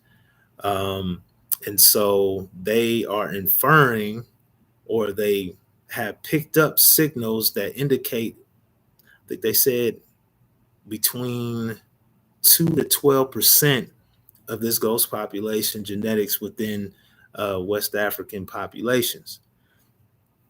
And like I said, they have inferred through genetic data that the last integration could have taken place as uh, as late as 3,000 years ago. What this implies: modern West Africans are not proxies for ancient West African populations, and I have more to support this as I move forward. Earlier splitting and/or ancestral population structure.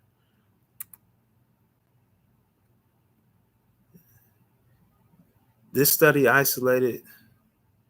This was supposed to come before that. My bad. But anyway, this is a review from the earlier study. This study isolated the structural genome of African Americans and measured affinity with the genome of their expected ancestral population. West Africans and Europeans, West Africans and European admixture. European admixture was removed to isolate and compare African ancestral components only. The preliminary result was that African Americans formed a cloud over and between all West African population groups, strongly leaning toward the Yoruban population, but still not clustering tightly, and hovering over the population not clustering within. To ensure that the lack of tight clustering was not a product of missing West African genomes, more genomes were removed to measure this variable. African American structure African American structure remained consistent. In conclusion, due to the African American lack of structural similarity to West Africans, the authors of this study were unable to assign the West African population as an ancestral population to that of African Americans.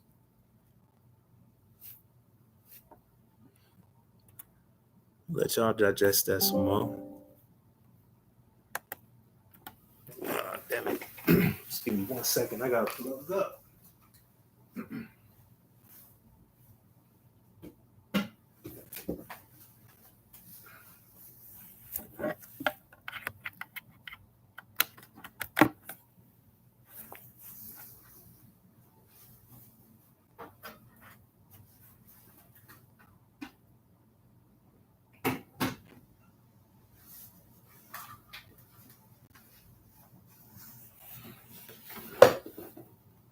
All right, we're good. We'll give y'all some time to digest that. Yeah, they trying to be on my rear end, but they can't.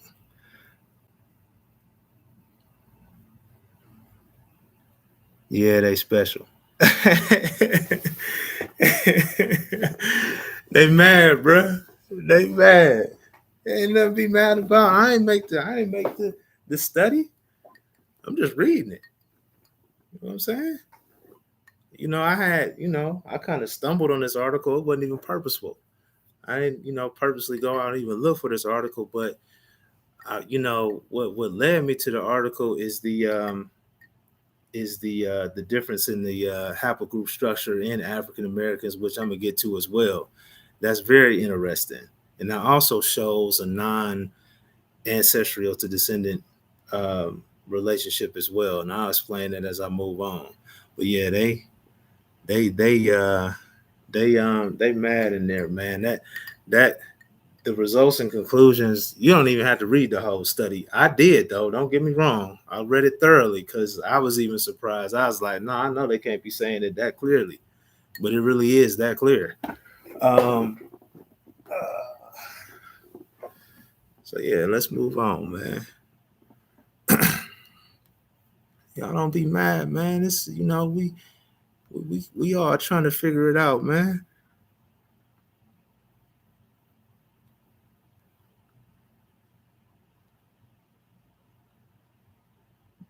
Who was that talking, man? Melanated goddess. Whatever. I'm gonna move through this. Y'all not gonna stop the movement or the train.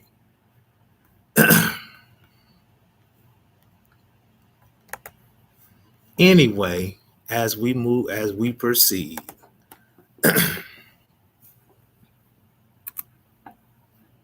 what does this imply? Now, some of this is inferenced, but it is supported by uh, significant articles.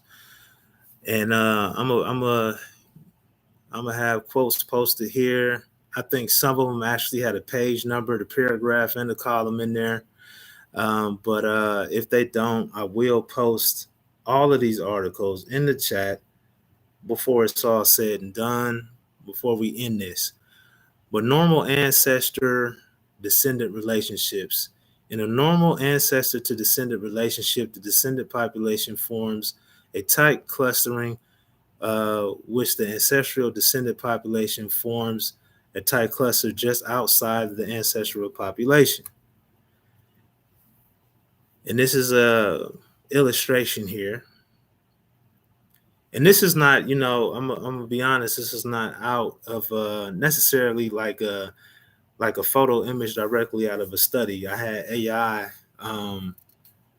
pull the same concept off of a study and re-image it for me, but it's still the direct identical information.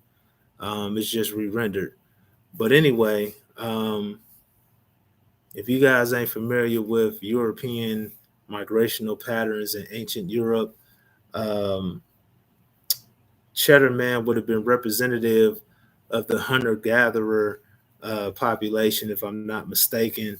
They eventually became overwritten by the farming population, in which, if I'm not mistaken, was Anatolian.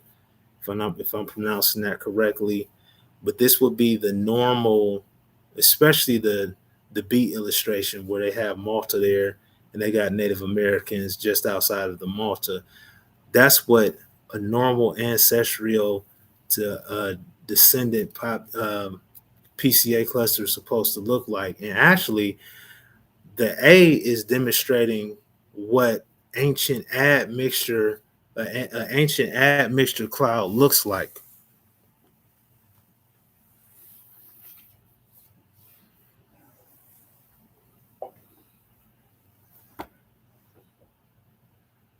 Because just like the article said about Cheddar Man, is that there are very few of his direct direct lineage still, um, seen in Britain today, because it got overwritten by incoming early farmers.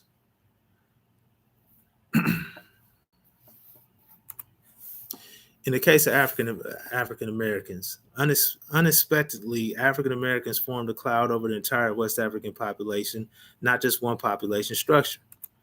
However, West Africans weren't completely dissimilar. How do we know? Because in the study, we clearly see that both West Africans and African Americans resided in the same space. Both formed clusters on the opposite side of the graph in relation to the European component. In contrast, both African Americans and West Africans shared the same PCA space, but still lacked genetic structure relevant to each other. How could this be? Direct implications: if African Americans lack shared structure but share the same relative space, this would indicate that African Americans reside on ancestral in an ancestral space and form a cloud over West African populations. This would indicate that African American ancestry resides in a space ancestral to that of West Africans. And since African Americans reside in an ancestral space not fully represented in modern West African populations and lack West African structure, but do not share structure, then this would most likely indicate shared ancestry, of which much of the ancestral portions of African Americans descend from has been largely overwritten. Just like this. Again, you have the hunter-gatherer, which is the most famous hunter-gatherer in Europe is Cheddar Man. It's part of that hunter-gatherer population, which later got overwritten by these early farmers. So that's how I'm connecting that. Direct implications. Since African Americans formed a cloud over the entire West African population, this implies that African Americans descend from multiple ghost populations that much older and more basal than the ancestral population that modern West Africans descend from. These populations are deemed to be ghost populations because little to no fossil evidence has been found for genetic analysis. Now, I'm pulling that from several sources, and I'll demonstrate a lot of them as we move forward. The subsequent data and scientific articles support this conclusion. Absolutely. And this is what we're getting into this. The Terrafalt, discovered by David Reich in North Africa. The Terrafalt was DNA sequenced to be Y-DNA E1B1A. E1B1, man, E1B1 1A. Man, that's a tongue twister. But anyway, with autosomal inputs of West Eurasian and ancient West Sub-Saharan. The autosomal breakdown. West Eurasian input 55 to 65%. Ancient West Sub-Saharan was 35 to 45%. However, recent ancient DNA results from Moroccan fossil samples dating back 15,000 years provide insights into hunter-gatherers from North Africa. These samples derive most of their ancestry from a non-African-like source, but also derive 1/3 of their ancestry from a sub-Saharan Africa. Although the specimen contained ancient West African gene flow, the gene flow shows no affinity with modern West African populations. The West African component represented is a ghost population. Now that inference, I'll be honest, I got that inference from ChatGPT instead of going through every single genetic study to pull that little bit of data out.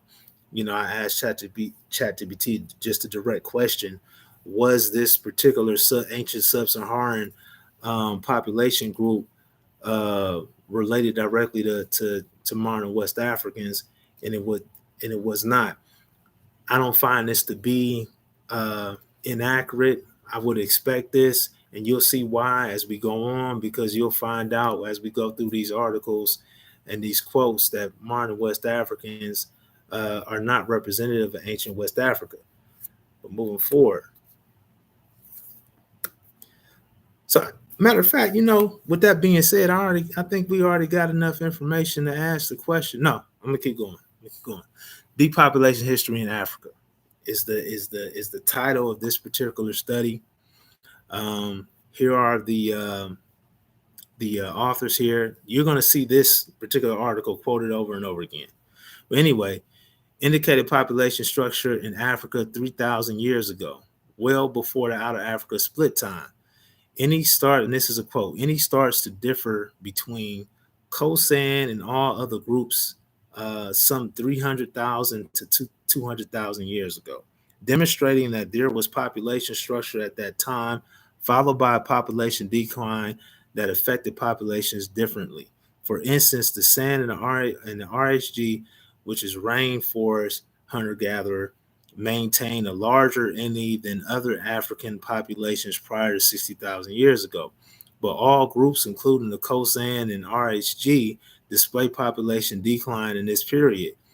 Indicated population turnover. This indicates population turnover in sub-Saharan Africa during the Holocene period, or it should read indicated population turnover in sub-Saharan Africa during the Holocene period. So this is where I'm establishing population turnover. Holocene period, if I'm not mistaken, that was roughly about, I think, anywhere between 15 to 10,000 years ago. So here it is indicating that sub-Saharan Africa sustained a substantial population turnover at that point. All right. The title of this quote is coming out of, this quote is coming out of the title, it made me question my ancestry. Does DNA home testing really understand race? I just pulled this quote to demonstrate again that modern West African populations are not indicative of ancient West Africa, even 400 years ago, which is where so-called African Americans were extracted from West Africa in the Atlantic slave trade. It says, quote, today's markers do not necessarily match the markers of 400 years ago during the African colonization and enslavement period. They write, uh, in other words, markers are inconsistent. Sometimes they are passed on and sometimes they are not.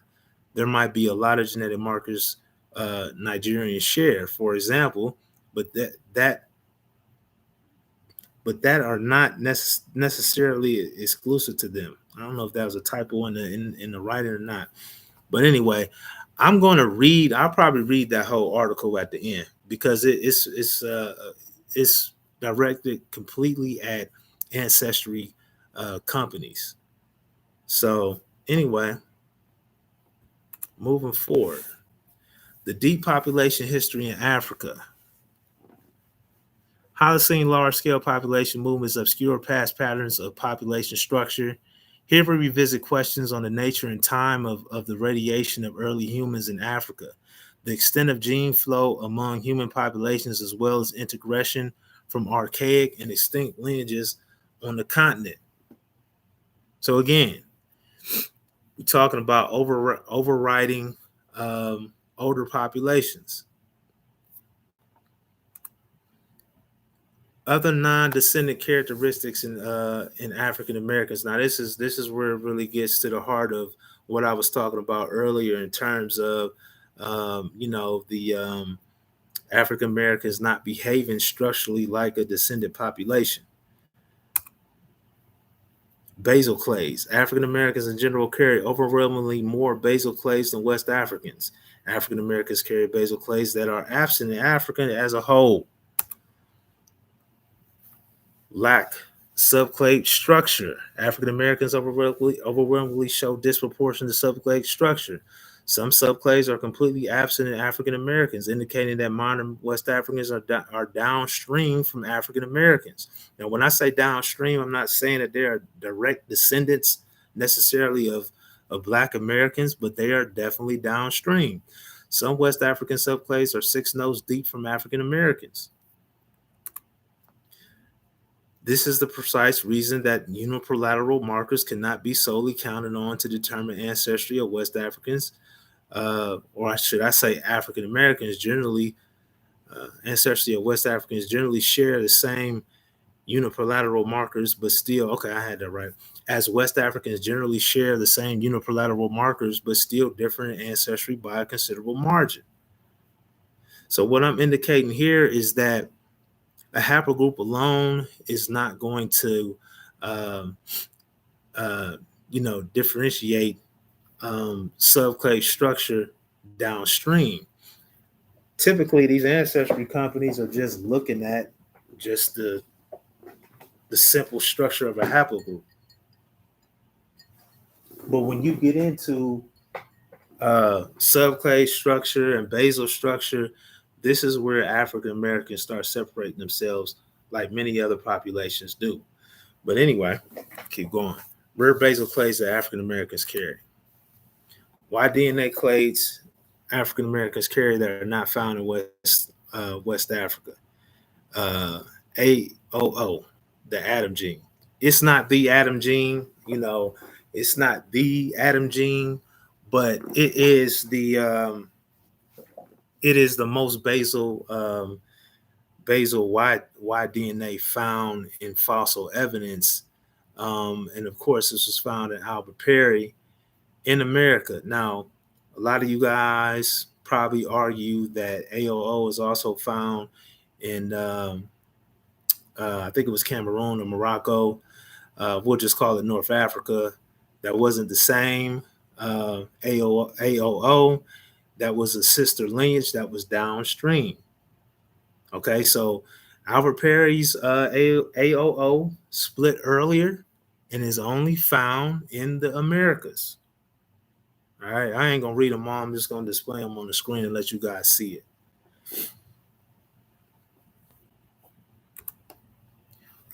Why DNA African Americans carry that are rare in Africa? AO, A1B, B2A does not match West African profiles. mtDNA that African American women carry that are not found in Africa. Like I said, I'm just going to display it on the screen.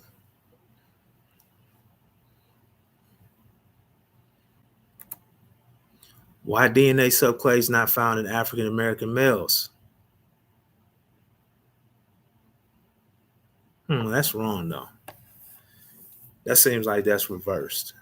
The E1B1A is a basal one that is found in African Americans but are not found uh, in West Africans.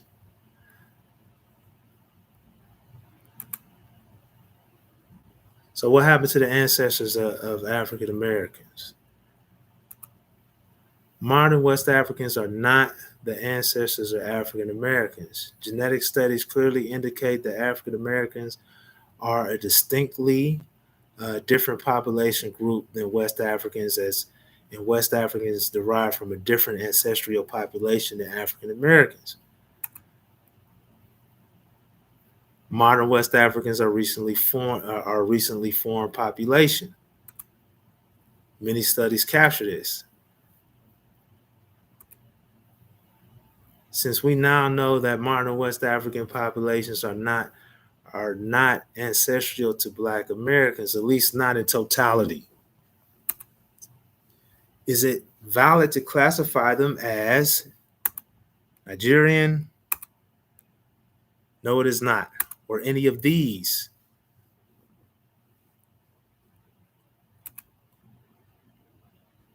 These countries are recent inventions. West African political states weren't established until after slavery.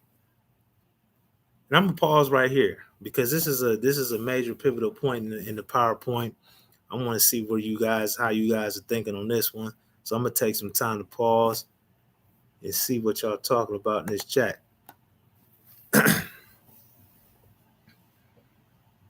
We're gonna stay in 2009 with it. The articles, after 2009 only reinforce it. So it only gets worse for y'all after 2009. It don't get better after 2009.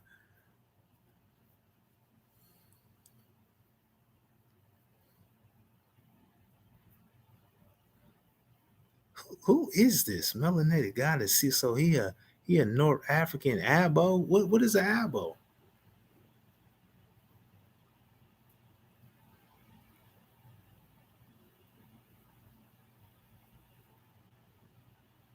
He's not discerning the information coherently. This is not going anywhere. That's fine.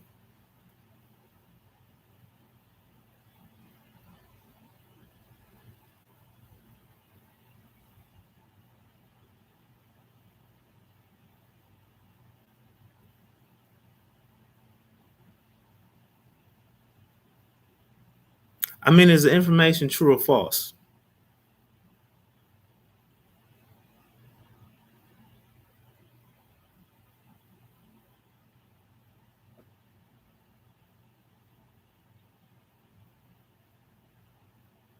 Is the information I'm sharing true or false?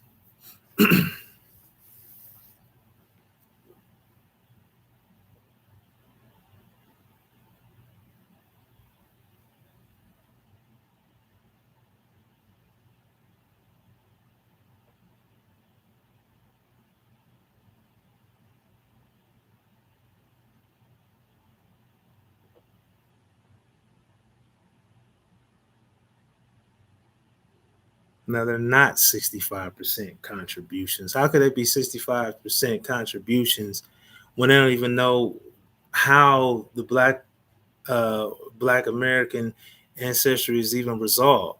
That was the whole point of the first study.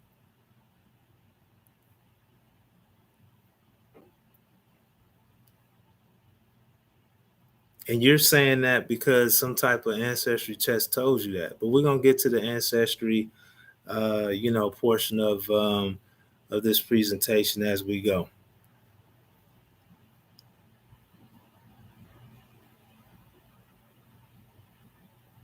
Nah, you look at the research present. You look at the research material.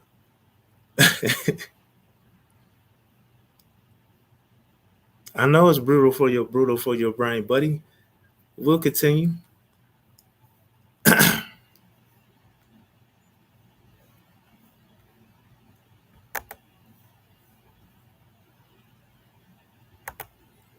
right. So once again, West African political states weren't established until after slavery. Nigeria formed in 1914, Ghana formed in 1957, Ivory Coast 1960, Sierra Leone 1961, Benin in 1960. Any theoretical remnant of ancestry would be gone by this time. This will also mean that the recent ancestors of so-called African Americans have been completely collapsed within a span of roughly 220 years. I'm basing this off of I'm basing this off of the conclusion that genetic research is concluding, which is basically the ancestral component is no longer captured in modern West African populations. So the question would be, is it likely that our ancestors collapsed within 220 years because they were extracting slaves out of West Africa, ending in 1808, at least predominantly. Um, we're in 2026, so that's roughly about 200, a little less than 220 years. It's about 217 years to be exact. So we're saying, if you guys think about it, to follow the African American slave trade, we're saying that, since the geneticists are saying that our ancestors no longer exist in this totality in West Africans. I'll give you guys everything that I read. You guys can go and read and research independently to validate what I'm saying. But our ancestors no longer exist in West Africa in this original state. So the explanation for it from geneticists is that modern West African populations overwrote our West African ancestors, and that would have had to have happened by deduction in about 217 years. So I'm asking you guys, do you find that to be believable?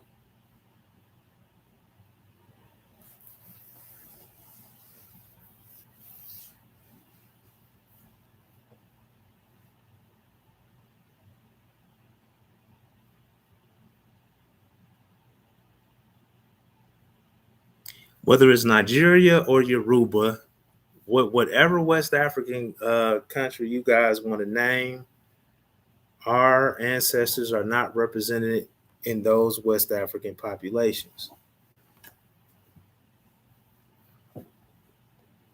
It's not because of the European ancestry. Again, the study said that they subtracted the European portion and isolated the African component. And when African components were compared to African component, African Americans lacked structure in comparison to West Africans. Or you can say no all you want to, India. You guys can say no all you want to, but I'm still waiting for the question as to, you know, and this is something you guys got to take up with the geneticists because they're saying that our ancestors no longer exist in this truest form in West Africa, and that it's been largely overwritten. That had to have taken place between 1808 and now, which is about 217 years. So I'll let you guys offer an explanation for that. Is that believable or not? I think it's not. So I'm gonna continue on.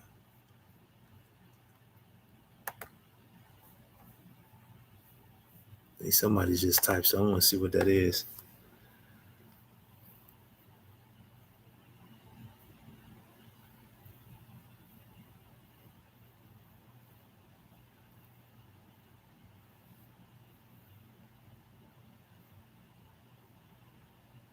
Components were isolated, and it shows that African American ancestry shows 75% genetic affinity.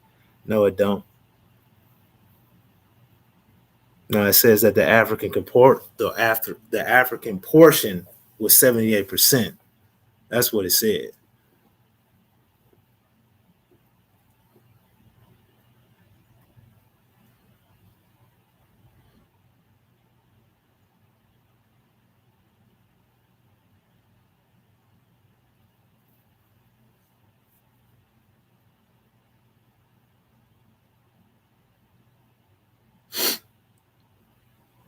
Dude, we are mixtures of different tribes, sir. It won't match precisely. If we're mixtures of Pacific tribes, the cluster would be dispersed differently. It'd be more diffused.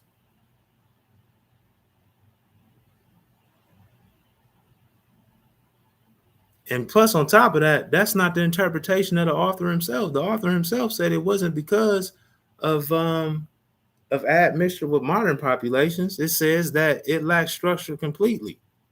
So no, that doesn't that reasoning doesn't resolve that. 78% is the proportion. It's not the affinity, sir.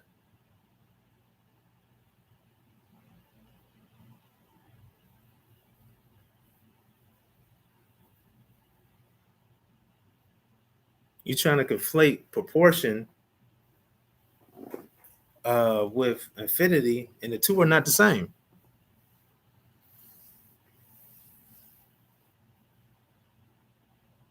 It's a strong proportion, sir. But if you have a strong proportion and you lack structure, what does that mean?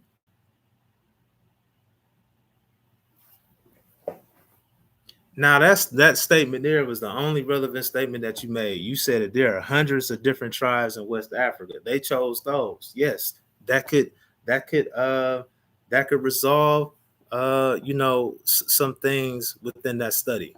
I think they only chose like 6 to 8 or something like that. That's legitimate reasoning.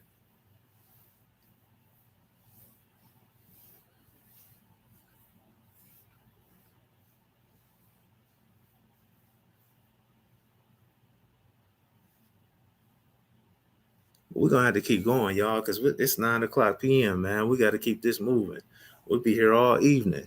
What we can do is what we'll do is I'll post everything that I got into the chat at the end.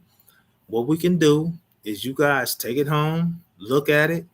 You guys want to come back for some type of debate? We can set that up later. You know what I'm saying? I left the invitation open for debate. I'm not saying that you guys particularly um, got that got that invitation. I'm pretty sure you didn't. India saw it, but I'm not gonna say that you all got that invitation. But what you can do is just inhale the information for right now, whether you agree with it or you disagree with it. Um, I'll give you all the citations that I have. You can take it home, decipher it however you want to interpret it. You think what I'm posing is a whole bunch of BS or whatever, and you want to come back and pose a different standpoint. You want to debate it. After this, we can set it up. But for right now, we're gonna move on.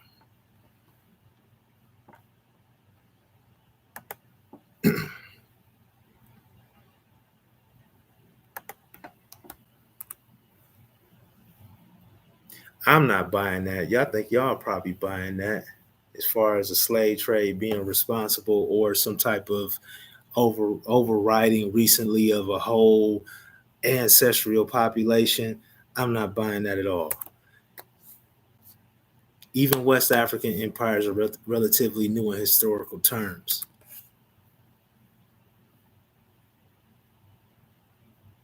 That's self-explanatory.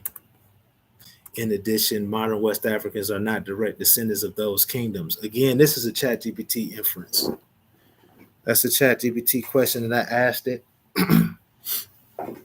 It said no, modern West Africans are not direct descendants. They do carry some components, but they are not direct descendants of those empires.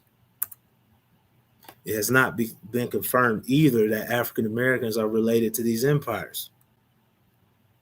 Now, being it says has not been confirmed, that doesn't mean that that they're not saying that we are not, show any, ancestry or direct descendants of those empires. It's just saying that it hasn't been confirmed. But why not though? Interestingly enough, the E1B1A seems to have underwent artificial expansion. Now, why would I say this? I'll explain. Let's walk back up the phylogenetic tree. Many narratives place the formation region for E1B1A in Central West Africa. But to be technical, E1B1A's first presence on the African continent was in the Upper Nile Valley. This would be the area of Sudan, Nubia, so forth and so on. I do have an article on that. It's not on my desktop. It's on my phone. I can get that article. And maybe that'll be one that I'll post tomorrow at some point to back that up. I forgot to put that on this desktop. But it is a fact that E1B1A is born in the Upper Nile. The phylogenetic narrative suggests a very faint presence of E1B1A in the Nile Valley before migrating west and then expanding back east 5,000 years ago, where E1B1A saw its booming success. Now, already, you guys, I mean, let's just use common sense. Now, I know I don't have a specific reference for that, but it is generally understood that at least the common narrative is that the E1B1A, crystallized in Central Africa. It expanded from west to east, so forth and so on. But E1B1A is born in the Sudan. The Sudan to the Nubia to the Kush area is where E1B1A is born in. This should be no surprise because the E1, pretty much all the entire E lineage is from Northeast Africa. Does anyone want to argue that? ChatGPT can be manipulated. That's fine.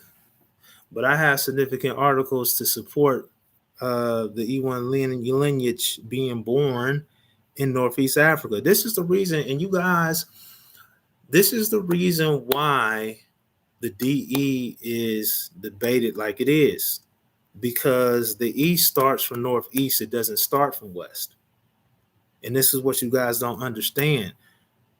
Haplogroups represent population density where they are. They don't represent migrational flow. The haplogroup E1B1A is in West Africa right now. That is not the complete history of the E1B1A. Ethiopia, whether you want to call it Ethiopia, whether you want to call it Sudan, it's in Northeast Africa. E1 crystallized in the East African region and migrated north and west. But all I'm trying to say is this is the connection. This is how phylogenesis backtrack and connect gene pattern flow because of where these haplogroups came from, not where they're at. If the first prevalence, based on the Out of Africa, model, the first prevalence of the E lineage is in Northeast Africa.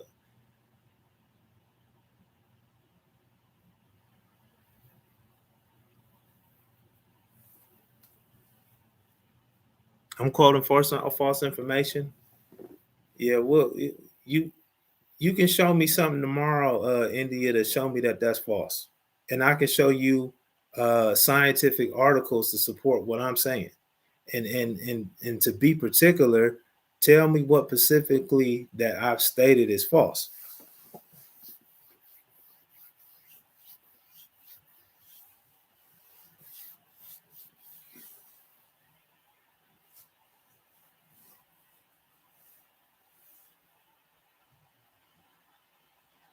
What last topic? You talking about the overriding the modern West African populations?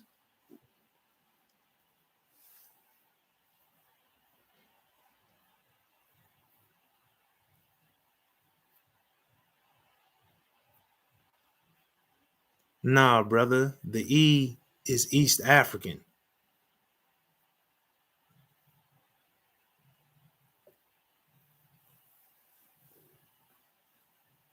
Y'all don't even understand that much, man.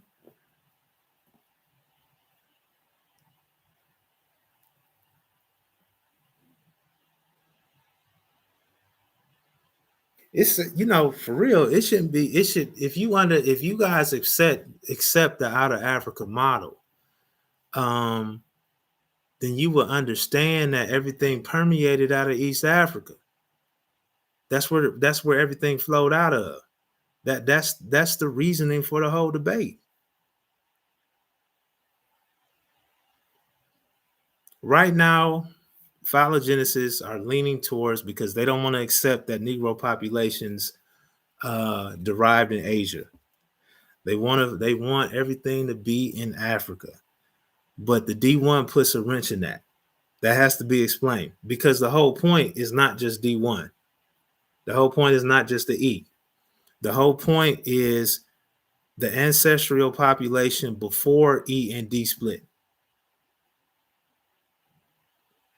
And even after it split, if you're saying that the DE split inside Africa and the D1 moved from Africa into East Asia with no fossil evidence, and even if there wasn't fossil evidence, we know that it had to get there somewhere. If you don't want to accept if you don't want to accept population movement from Negro populations out of Africa across Asia, and you want to say that it just, I guess, went through a portal and then popped up in East Asia, you know what I'm saying? Then we saying that then we're saying that our lineage started in East Asia. Either way, it's an anomaly that has to be explained by you all.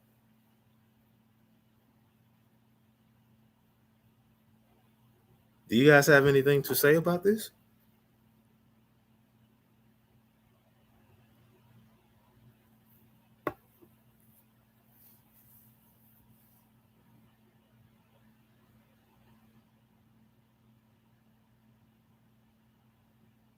It was along the east, the Indian Ocean coast. Can you prove this?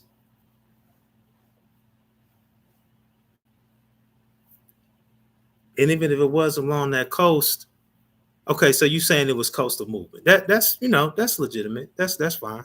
That's fine. So you saying since it went down the coast, it wouldn't have left much fossil evidence. Is that your conclusion?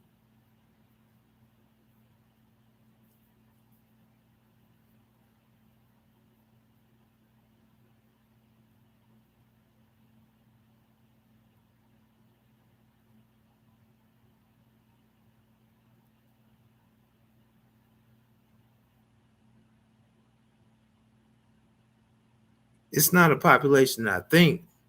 I know what population it represents.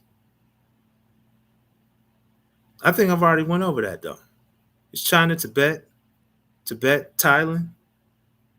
There's probably a couple more that I'm missing as well, but it's predominantly Northeast Asian and Southern Asian.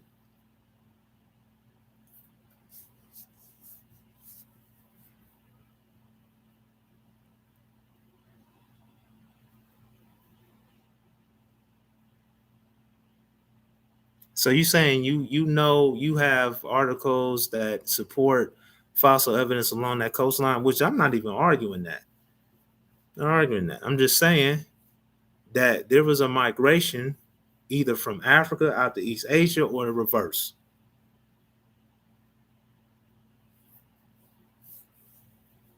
And it's highly unlikely that the DE split in Africa. That's all I'm saying, which means that it probably picked up Asian genotypes along the way that's no longer represented in us.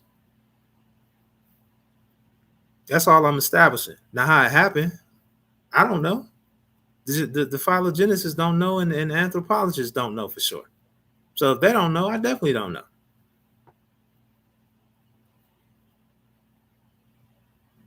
I stated my point, India. I'm saying that our ancestors have more than just African genomes, or theoretically anyway. That our ancestry is includes more than just Africa. And the point as well is that um, it's not been decided where the DE was coming from, which direction it was coming from. I think that point is pretty clear.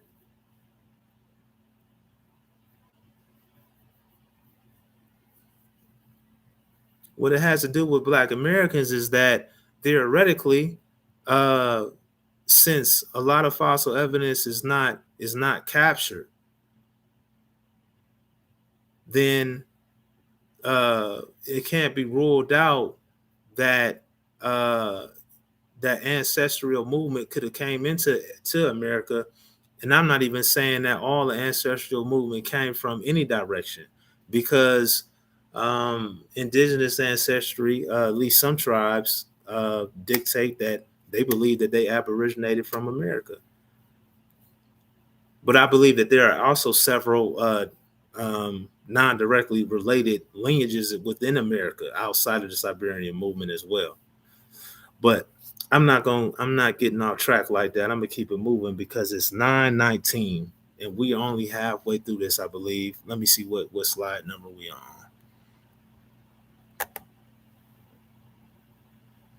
on. We almost done. We're almost done.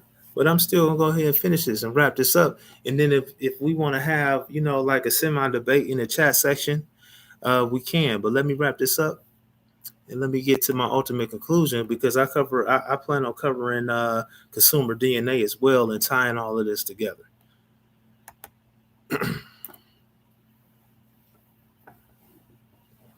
So, but we now know that the E1B1A persisted in Kemet into the late dynastic period. Is there any evidence to support this? Absolutely.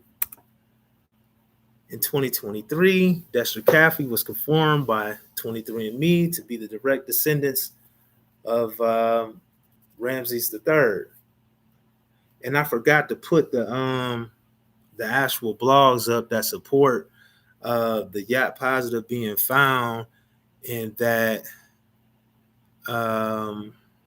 let me see if I can get it up right now. Let me see, because this is important. But I don't think you guys will be against this information because it's African related. So I don't think you guys will be against it. So let me see if I can find it off my phone and send it to myself.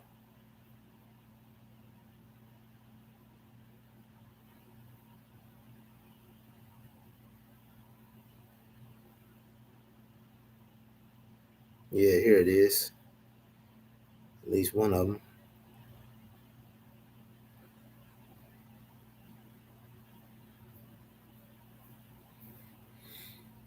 So I'm gonna send it to myself real quick, and I'm putting it on the screen.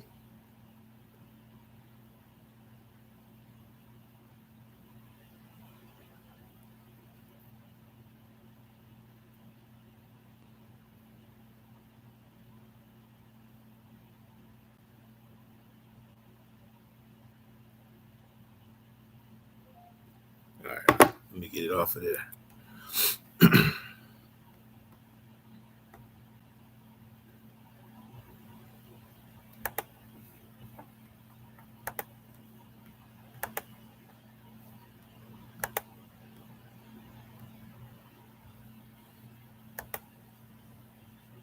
All right.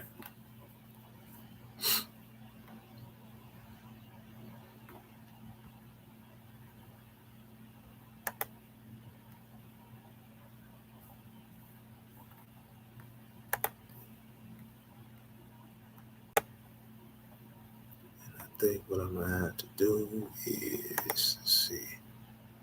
Yeah, here you go.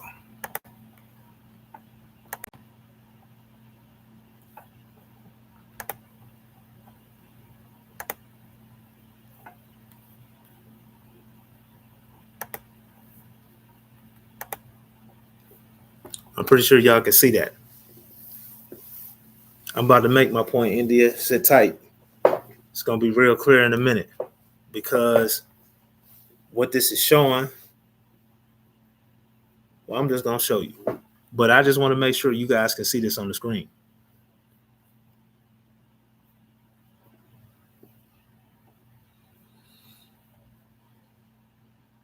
And so I'm going to go down a little bit. I'm going to read some information off of here.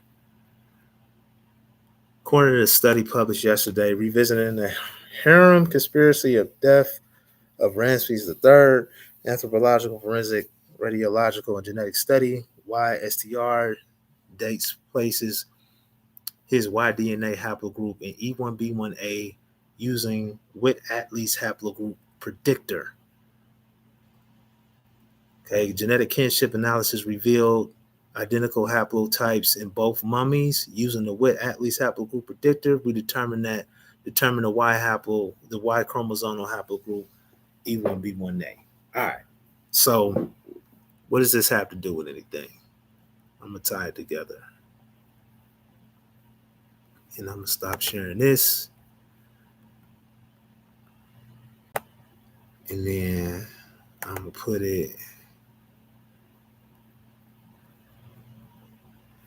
my PowerPoint back up.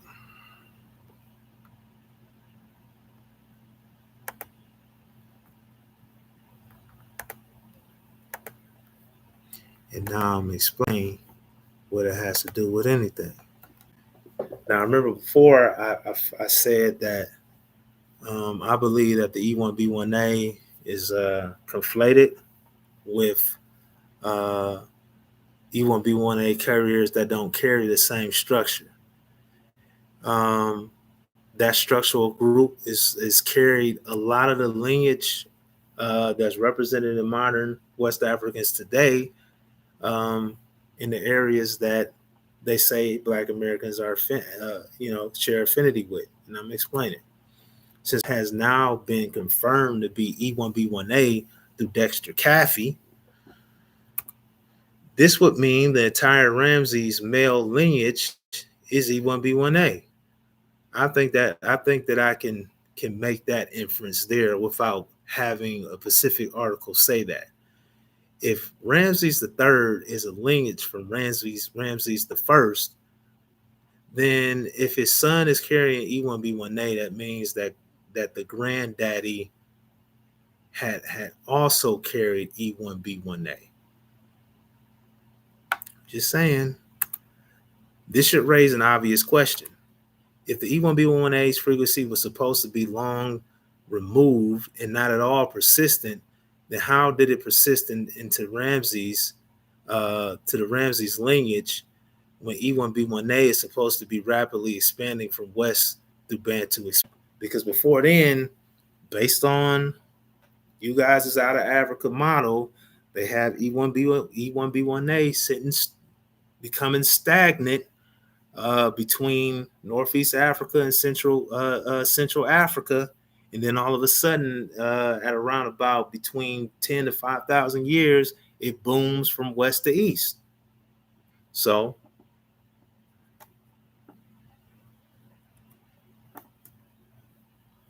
let's see what y'all are saying about that.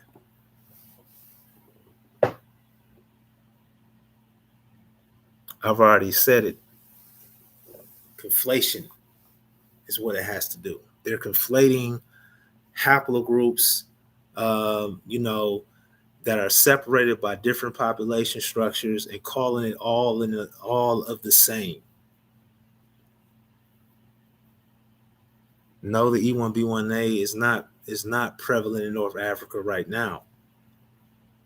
Where are you getting that information from?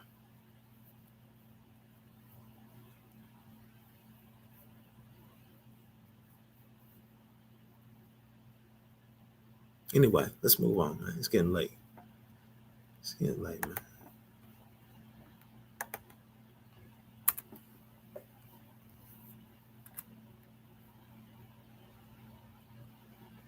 With this all said, I believe that so-called African Americans show more pure affinity with the Nile Valley genetics, and this has been demonstrated through Dexter Caffey.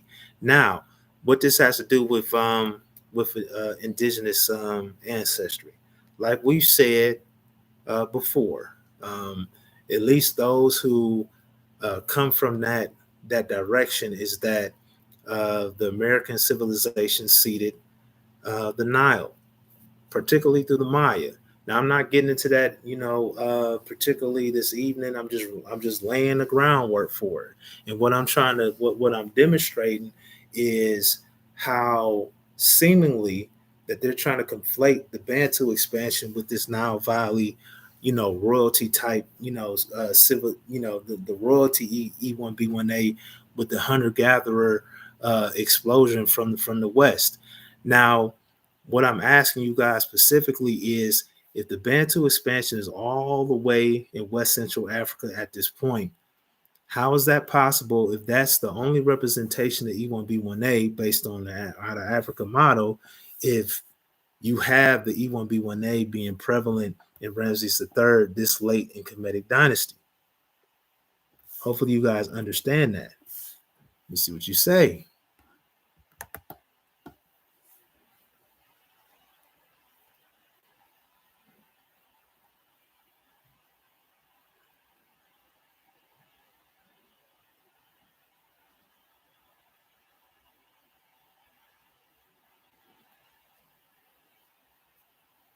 I don't know what Howitz is. I don't know. Who was that?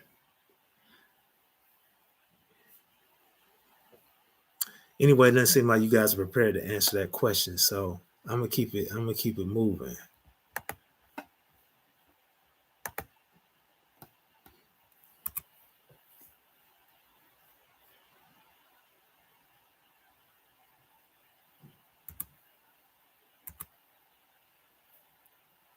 Okay, so again, like we discussed earlier, so-called African Americans carry ancestral components that are no longer found in Africa.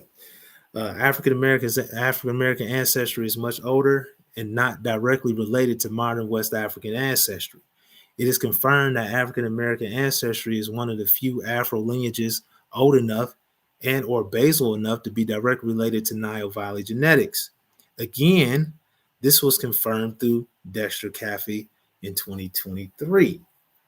So what I'm saying is that the migrational settling of Africa, at least intermigrationally, I can't say. Well, yeah, that is our model. Is that America seeded the Nile Valley. But even if you don't want to accept that narrative, you'll have to accept that uh, this E1B1A is pulling in two different opposing directions at the same time. And you have to ask yourself how plausible is that? The ancestors of so-called African Americans contributed to gene flow in modern West African populations, not the other way around.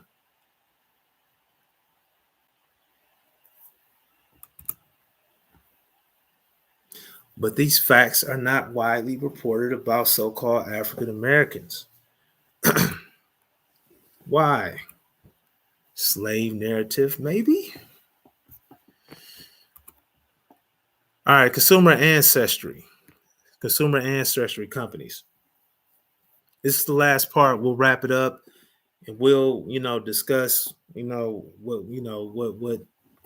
what you guys have against the presentation, what points you have against, you know, and like I said, if you guys don't agree, which as you guys have expressed, you don't agree with it, we can debate it, talk about it hereafter, but we'll go ahead and get through this consumer ancestry company and why it is flawed in general, how it works. DNA companies use algorithmic technology. What this means is that the algorithm analyzes genomes and differs genomes into groups by closest affinities, thus becoming a probabilistic estimate. If population groups share enough affinity in genome characteristics, they can be grouped together into a haplogroup. At this level, there is no doubt that these population groups are very much related, but the problem comes from trying to determine what related means and to what level of relation. limitations of consumer DNA companies.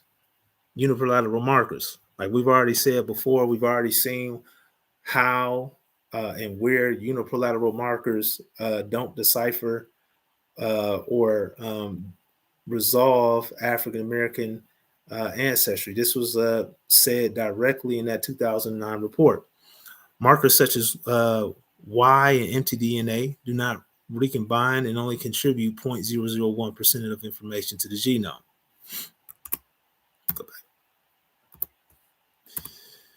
Autosomes contain much more informative information about ancestry, but genetic information gets diluted every recombination, and not all genetic information is retained, and significant portions of DNA may or may not be inherited, thereby clouding ancestral history or masking it completely.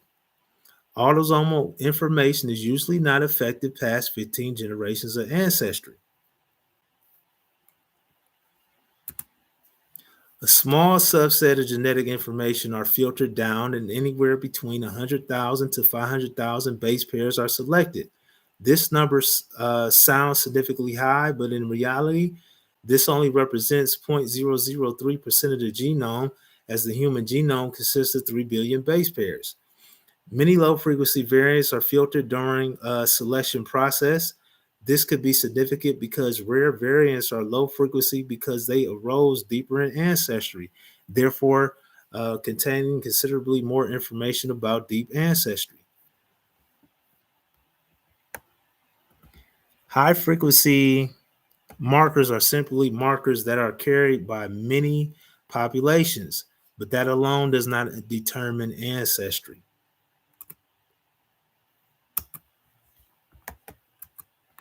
There is significant evidence that suggests simultaneous gene flow. Now, kind of left that kind of short.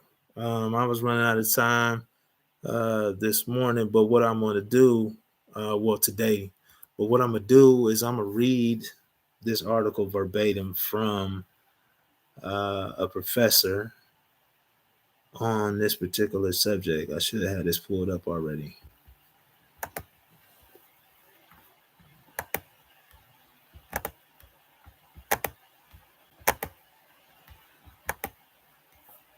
Maybe it's on the other one.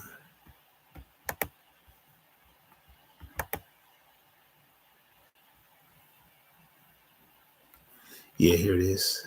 Here it is. Let me see if I can get it up on the Windows. And I really only want to focus on the last part of it. Let's see. Yeah, the limitations part. I'm gonna pull it up on the screen. We'll read it, and then I might play some clips from actual genomicists confirming that these companies are not what you guys think they are. They have specifically said this themselves, but here we are having this conversation. But anyway, let me pull this up. You said, and one person, huh? That's cool. When you say one person, what are you talking about? You talking about the Kemet, the Ramses the third. What are you talking about when you say one person, India?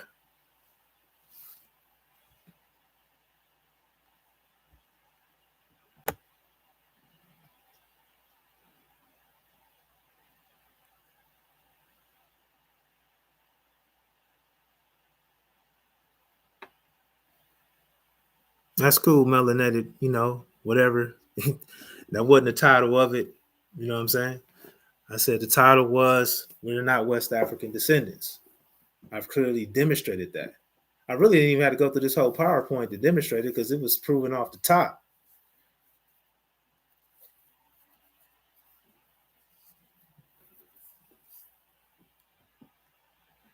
So anyway, let's go ahead. I'm going to read this.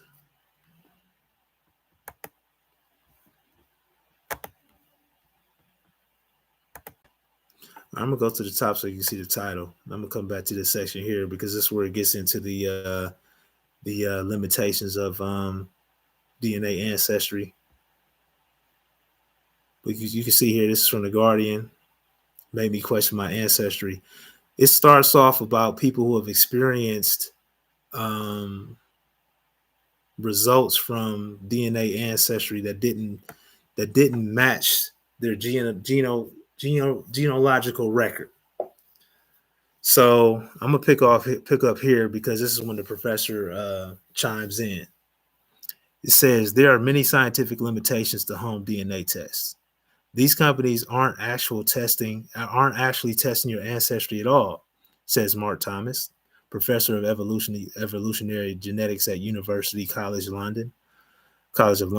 They're problematic in their claims to be able to infer individuals' ancestry.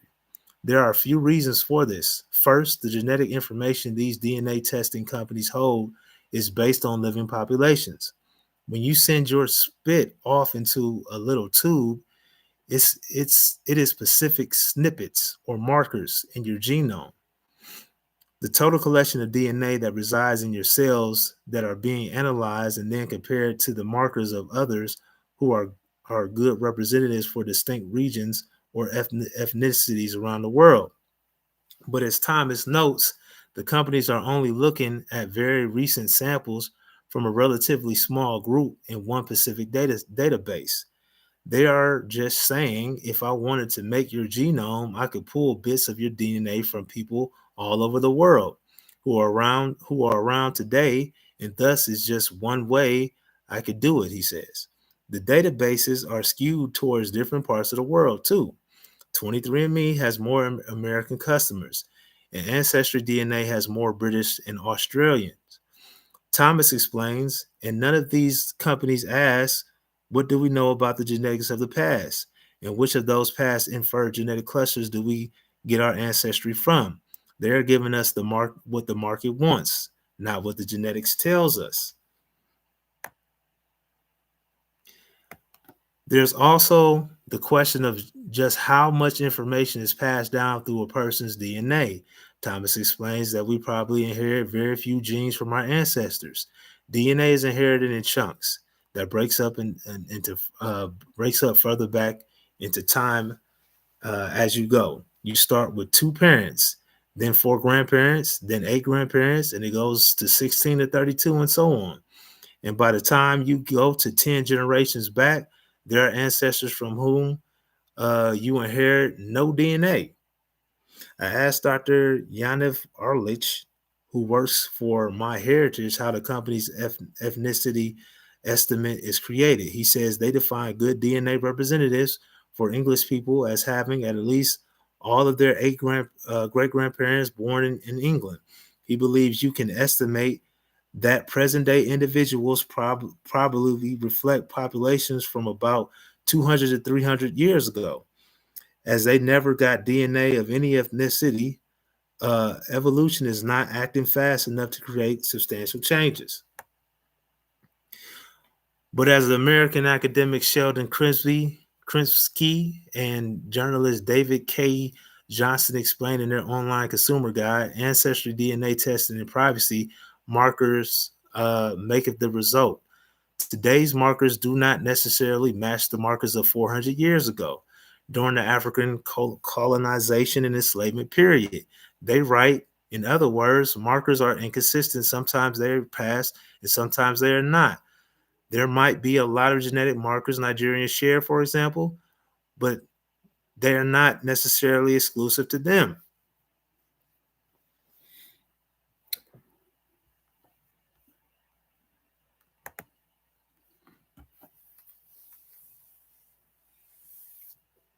So what are we?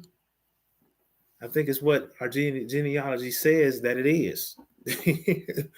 I think it's what the historical record says what it is, because the slave narrative is murky. As far as supportive evidence, the supportive evidence is murky.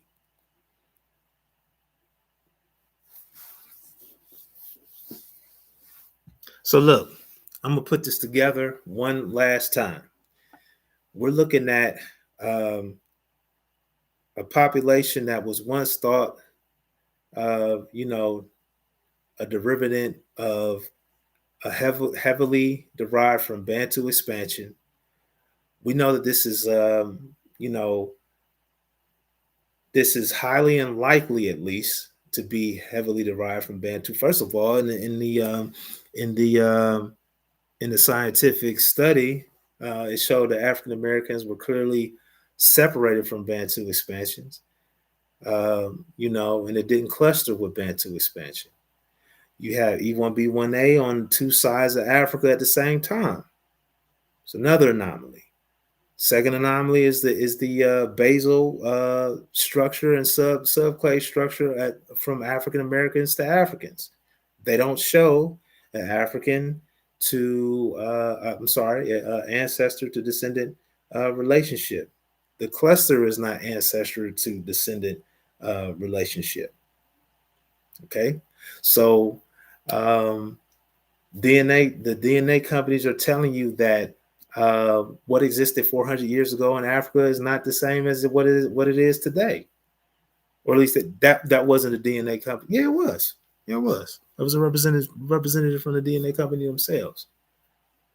So this was a little bit of a choppy presentation. We did a lot of stopping and starting, whatever, but the overall point is in the ether now. You know what I'm saying? It might not have been delivered exactly how you guys wanted it to be delivered, but the message is delivered.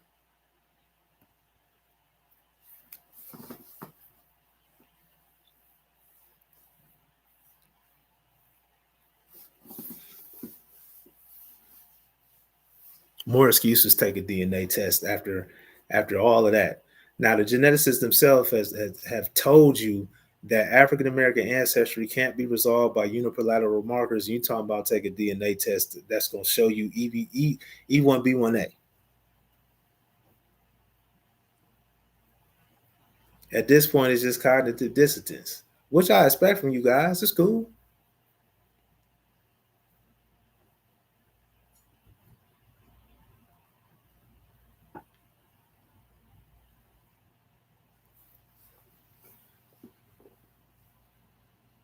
What date is that I'm reading from? Let me see. I got plenty others too, man. But for time purposes, I ain't reading every single one of them. This was Saturday, 11th August 2018, 5 o'clock. I'm not sure if that was when it was published though.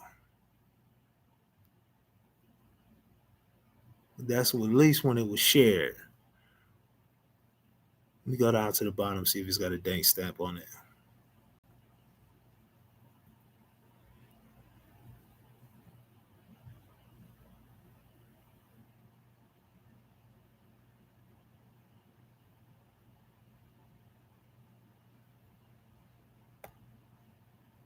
Anyway, I'm gonna put the whole link in there. I'm gonna start looking everything that I got in the chat, and that's gonna be a wrap because doesn't sound like you guys have anything substantial to really say. So it's no point of really wasting any more time here because I'm hungry and I'm about to go get something to eat. Let me get this article for y'all. I'm gonna try to get as many as I can for y'all.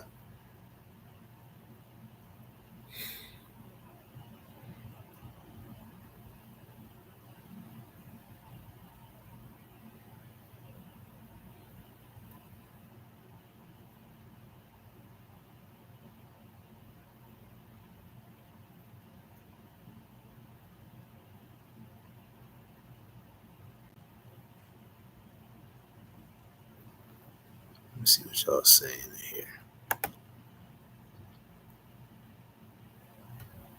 Sure, Castro, I made absolutely no points. I think I made my point very clearly. This is groundwork.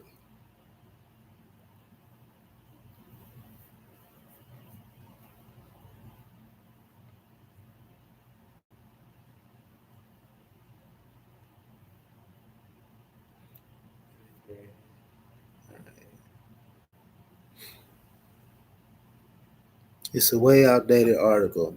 That doesn't change the methodology of how DNA companies operate. And that's you guys is deferment always. It's it was 2008, it was 2009, blah blah blah. Genetics is not going to change. It's not going to if African Americans, so-called African Americans, um, don't show structure now, they're not going to show structure. Uh, uh, was 17 years after the study. We at that point theoretically we are already removed from the population. So how would that increase? How would genetic affinity increase when we already separated from Africa anyway? Theoretically, this is how we know you guys don't make any sense. The screen is black. Let me see.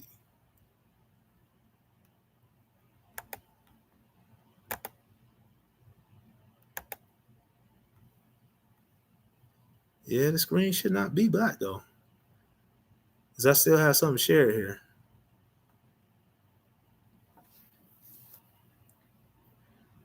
I think that's on your end, India. Anyway, let me share you this article.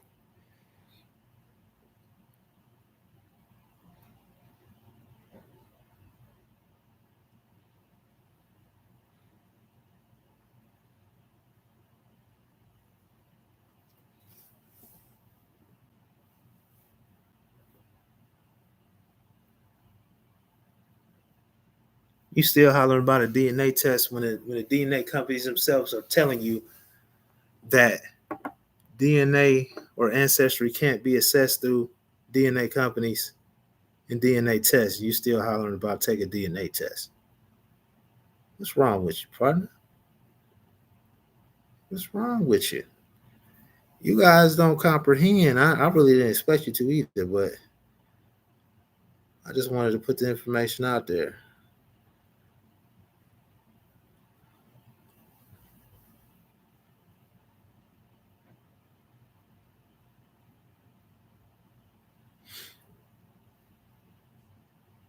Yeah, but DNA has not evolved, buddy. They just mutate. They just mutate. There's a root, and then everything um, uh, diverges from the root, buddy. You're not gonna change the root. So this excuse of genetics is updated and this, that, and the other. Some things are not gonna change, my guy. Do you have a genetic test that says that uh, African Americans are further resolved in a different direction, Mr. Castro?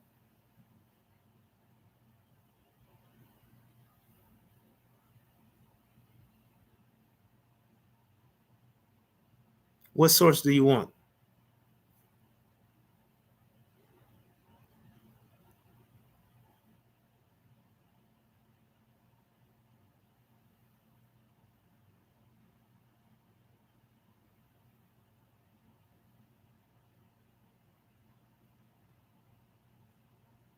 It's all the same, my guy. They select from, I think it's like 3 or 4 algorithmic um, systems that they use, and they're going to select the markers that they choose.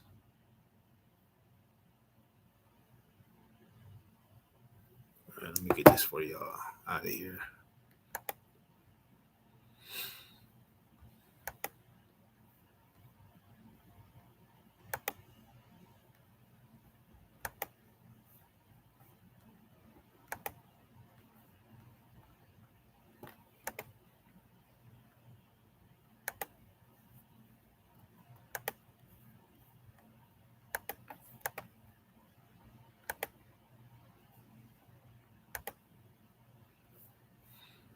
I'm gonna give y'all everything that I got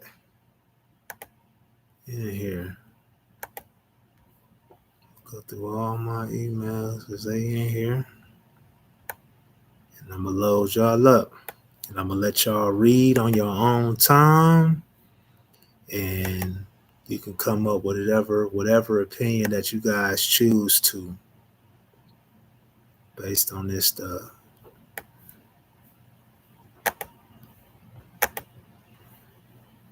What else I want to get? I already gave you guys that. Consumer DNA, African. Let's see.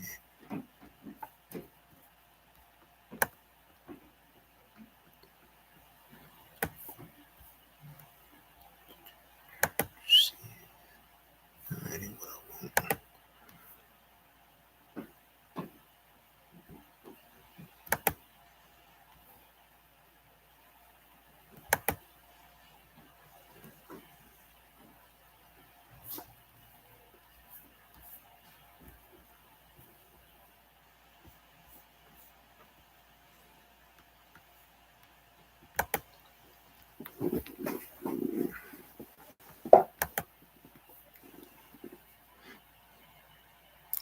Let's see.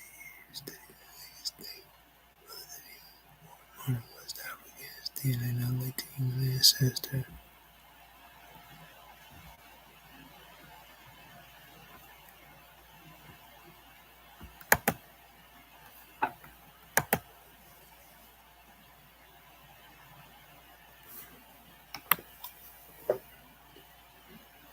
No, that's not it either.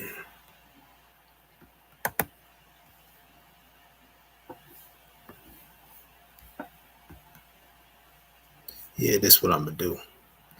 Resend it to myself. Everything that I got, I'm just gonna resend it, upload it from the email, and then I'm gonna put it in the chat. Only thing is, these are PDFs. I'm not sure if I'll be able to do it, but I'm gonna try.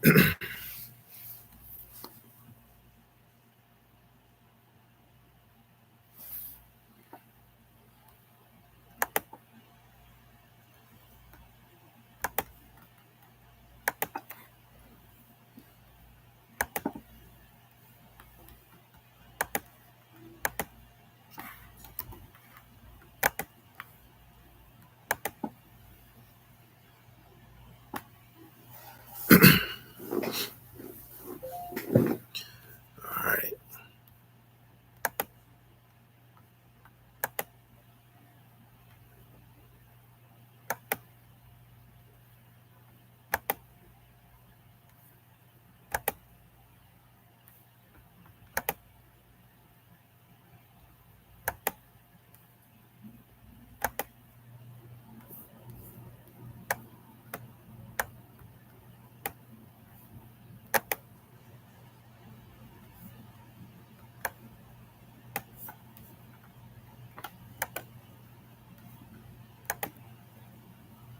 Okay, yeah, so I can copy it. I'm gonna do this, and it's gonna be a wrap.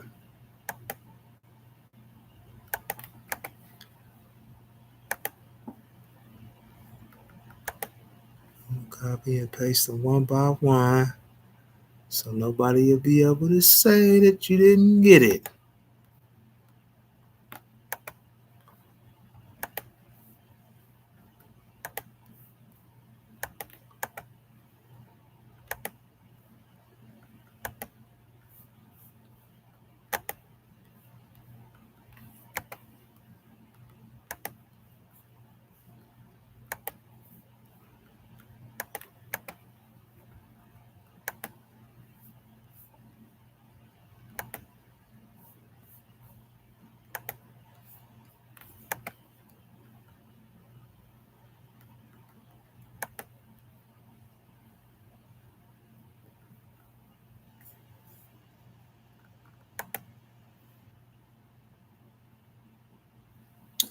Oh man, that's the wrong pathway. Shoot. Damn it. Let me see.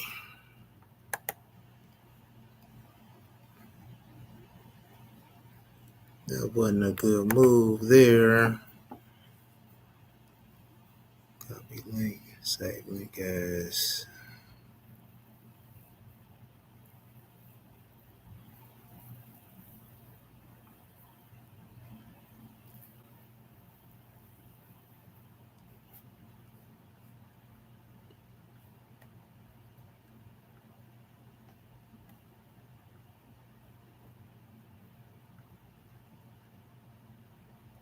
Let me see how that's pulling up. I'm just gonna see myself.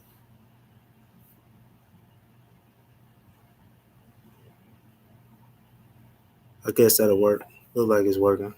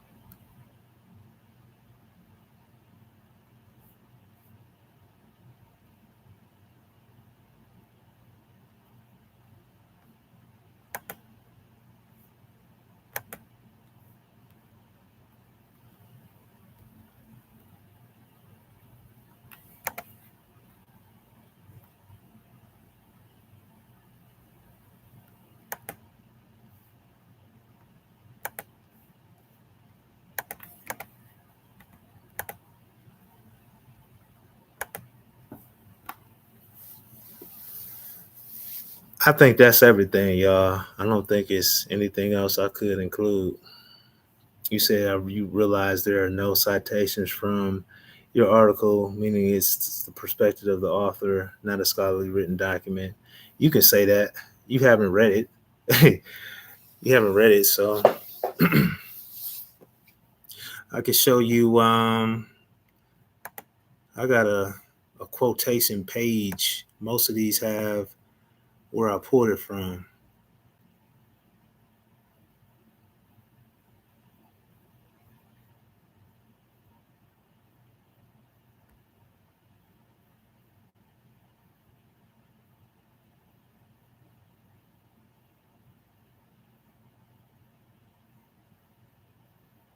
Okay. Yeah. Most importantly, I'll share the screen so I can silence that talk.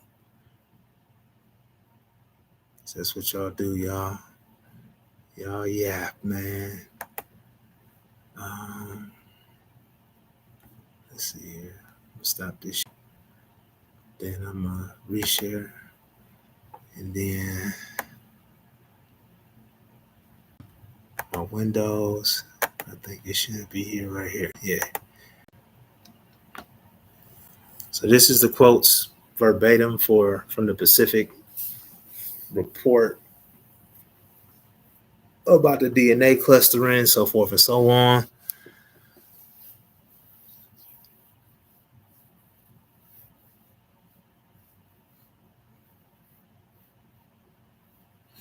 So you can see here it says thus, and I'm gonna zoom it in so y'all can see, and then you can find it yourself on the report.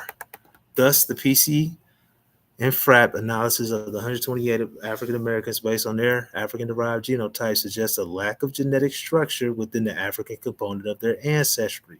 To assess this question further, we performed an additional PC analysis on only the African Americans, including only the African derived genotypes for each individual.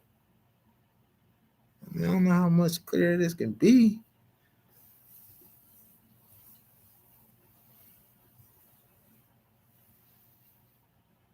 It says only, I'm going to read it again. Thus, the PC and FRAPI analysis of the 128 African Americans based only on their African derived genotypes suggest a lack of genetic structure within the African component of their ancestry. To assess this question further, we performed an additional PC analysis on only the African Americans, including only the African derived genotypes for each individual.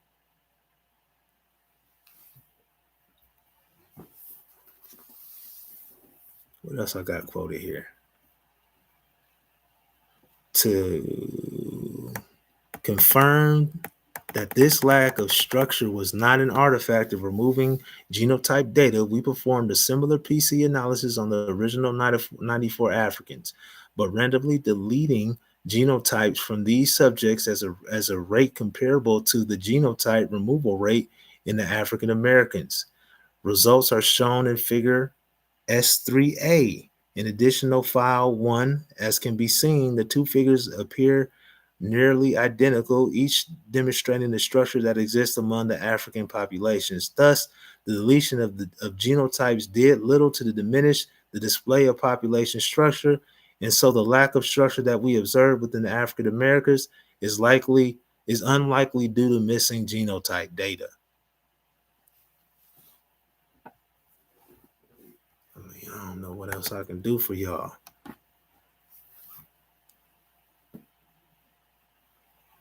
That's cool. It don't matter to me, man. I ain't got nothing to do with all that. You know what you can see and what you can't see, and you trying to do background checks on the author. You can do that on your own time, brother. Anyway, that's a wrap for this evening. It doesn't seem like you guys have any credible pushback on this. So I don't think it's any reason to continue to waste time. You guys are probably back on Facebook talking about you didn't see anything credible, but it's cool because this is recorded. It's available for anybody to see, so we can play that. You didn't show us anything and all of that. You know what I'm saying? But you guys got the links to every single study. Um, you got the quotes. Um, and everything, man. There's nothing else I can do for you. Either you accept the information, or don't. If you don't, that's fine. You guys can cross verify the information. Try to cross reference it with newer studies. Do whatever you want to do. And so that's it. I'm out. That's the end. And y'all have a good evening.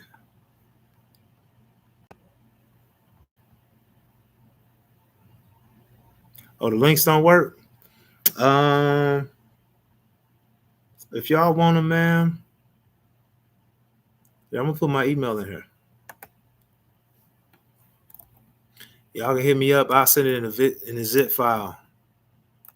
Y'all just say, y'all hit me up and just say, hey, send me those files from this evening or whatever y'all want to say, and I'll send it like that.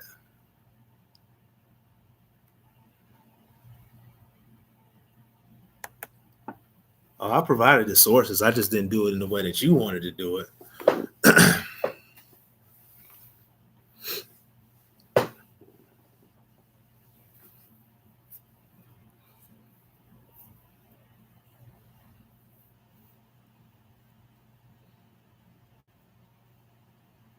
Nah, it's nice try for you, India. Once again, India, you have no sources to debunk anything I'm saying. You have added nothing to. You guys have had all night to drop your own links into the chat section. What have you guys contributed?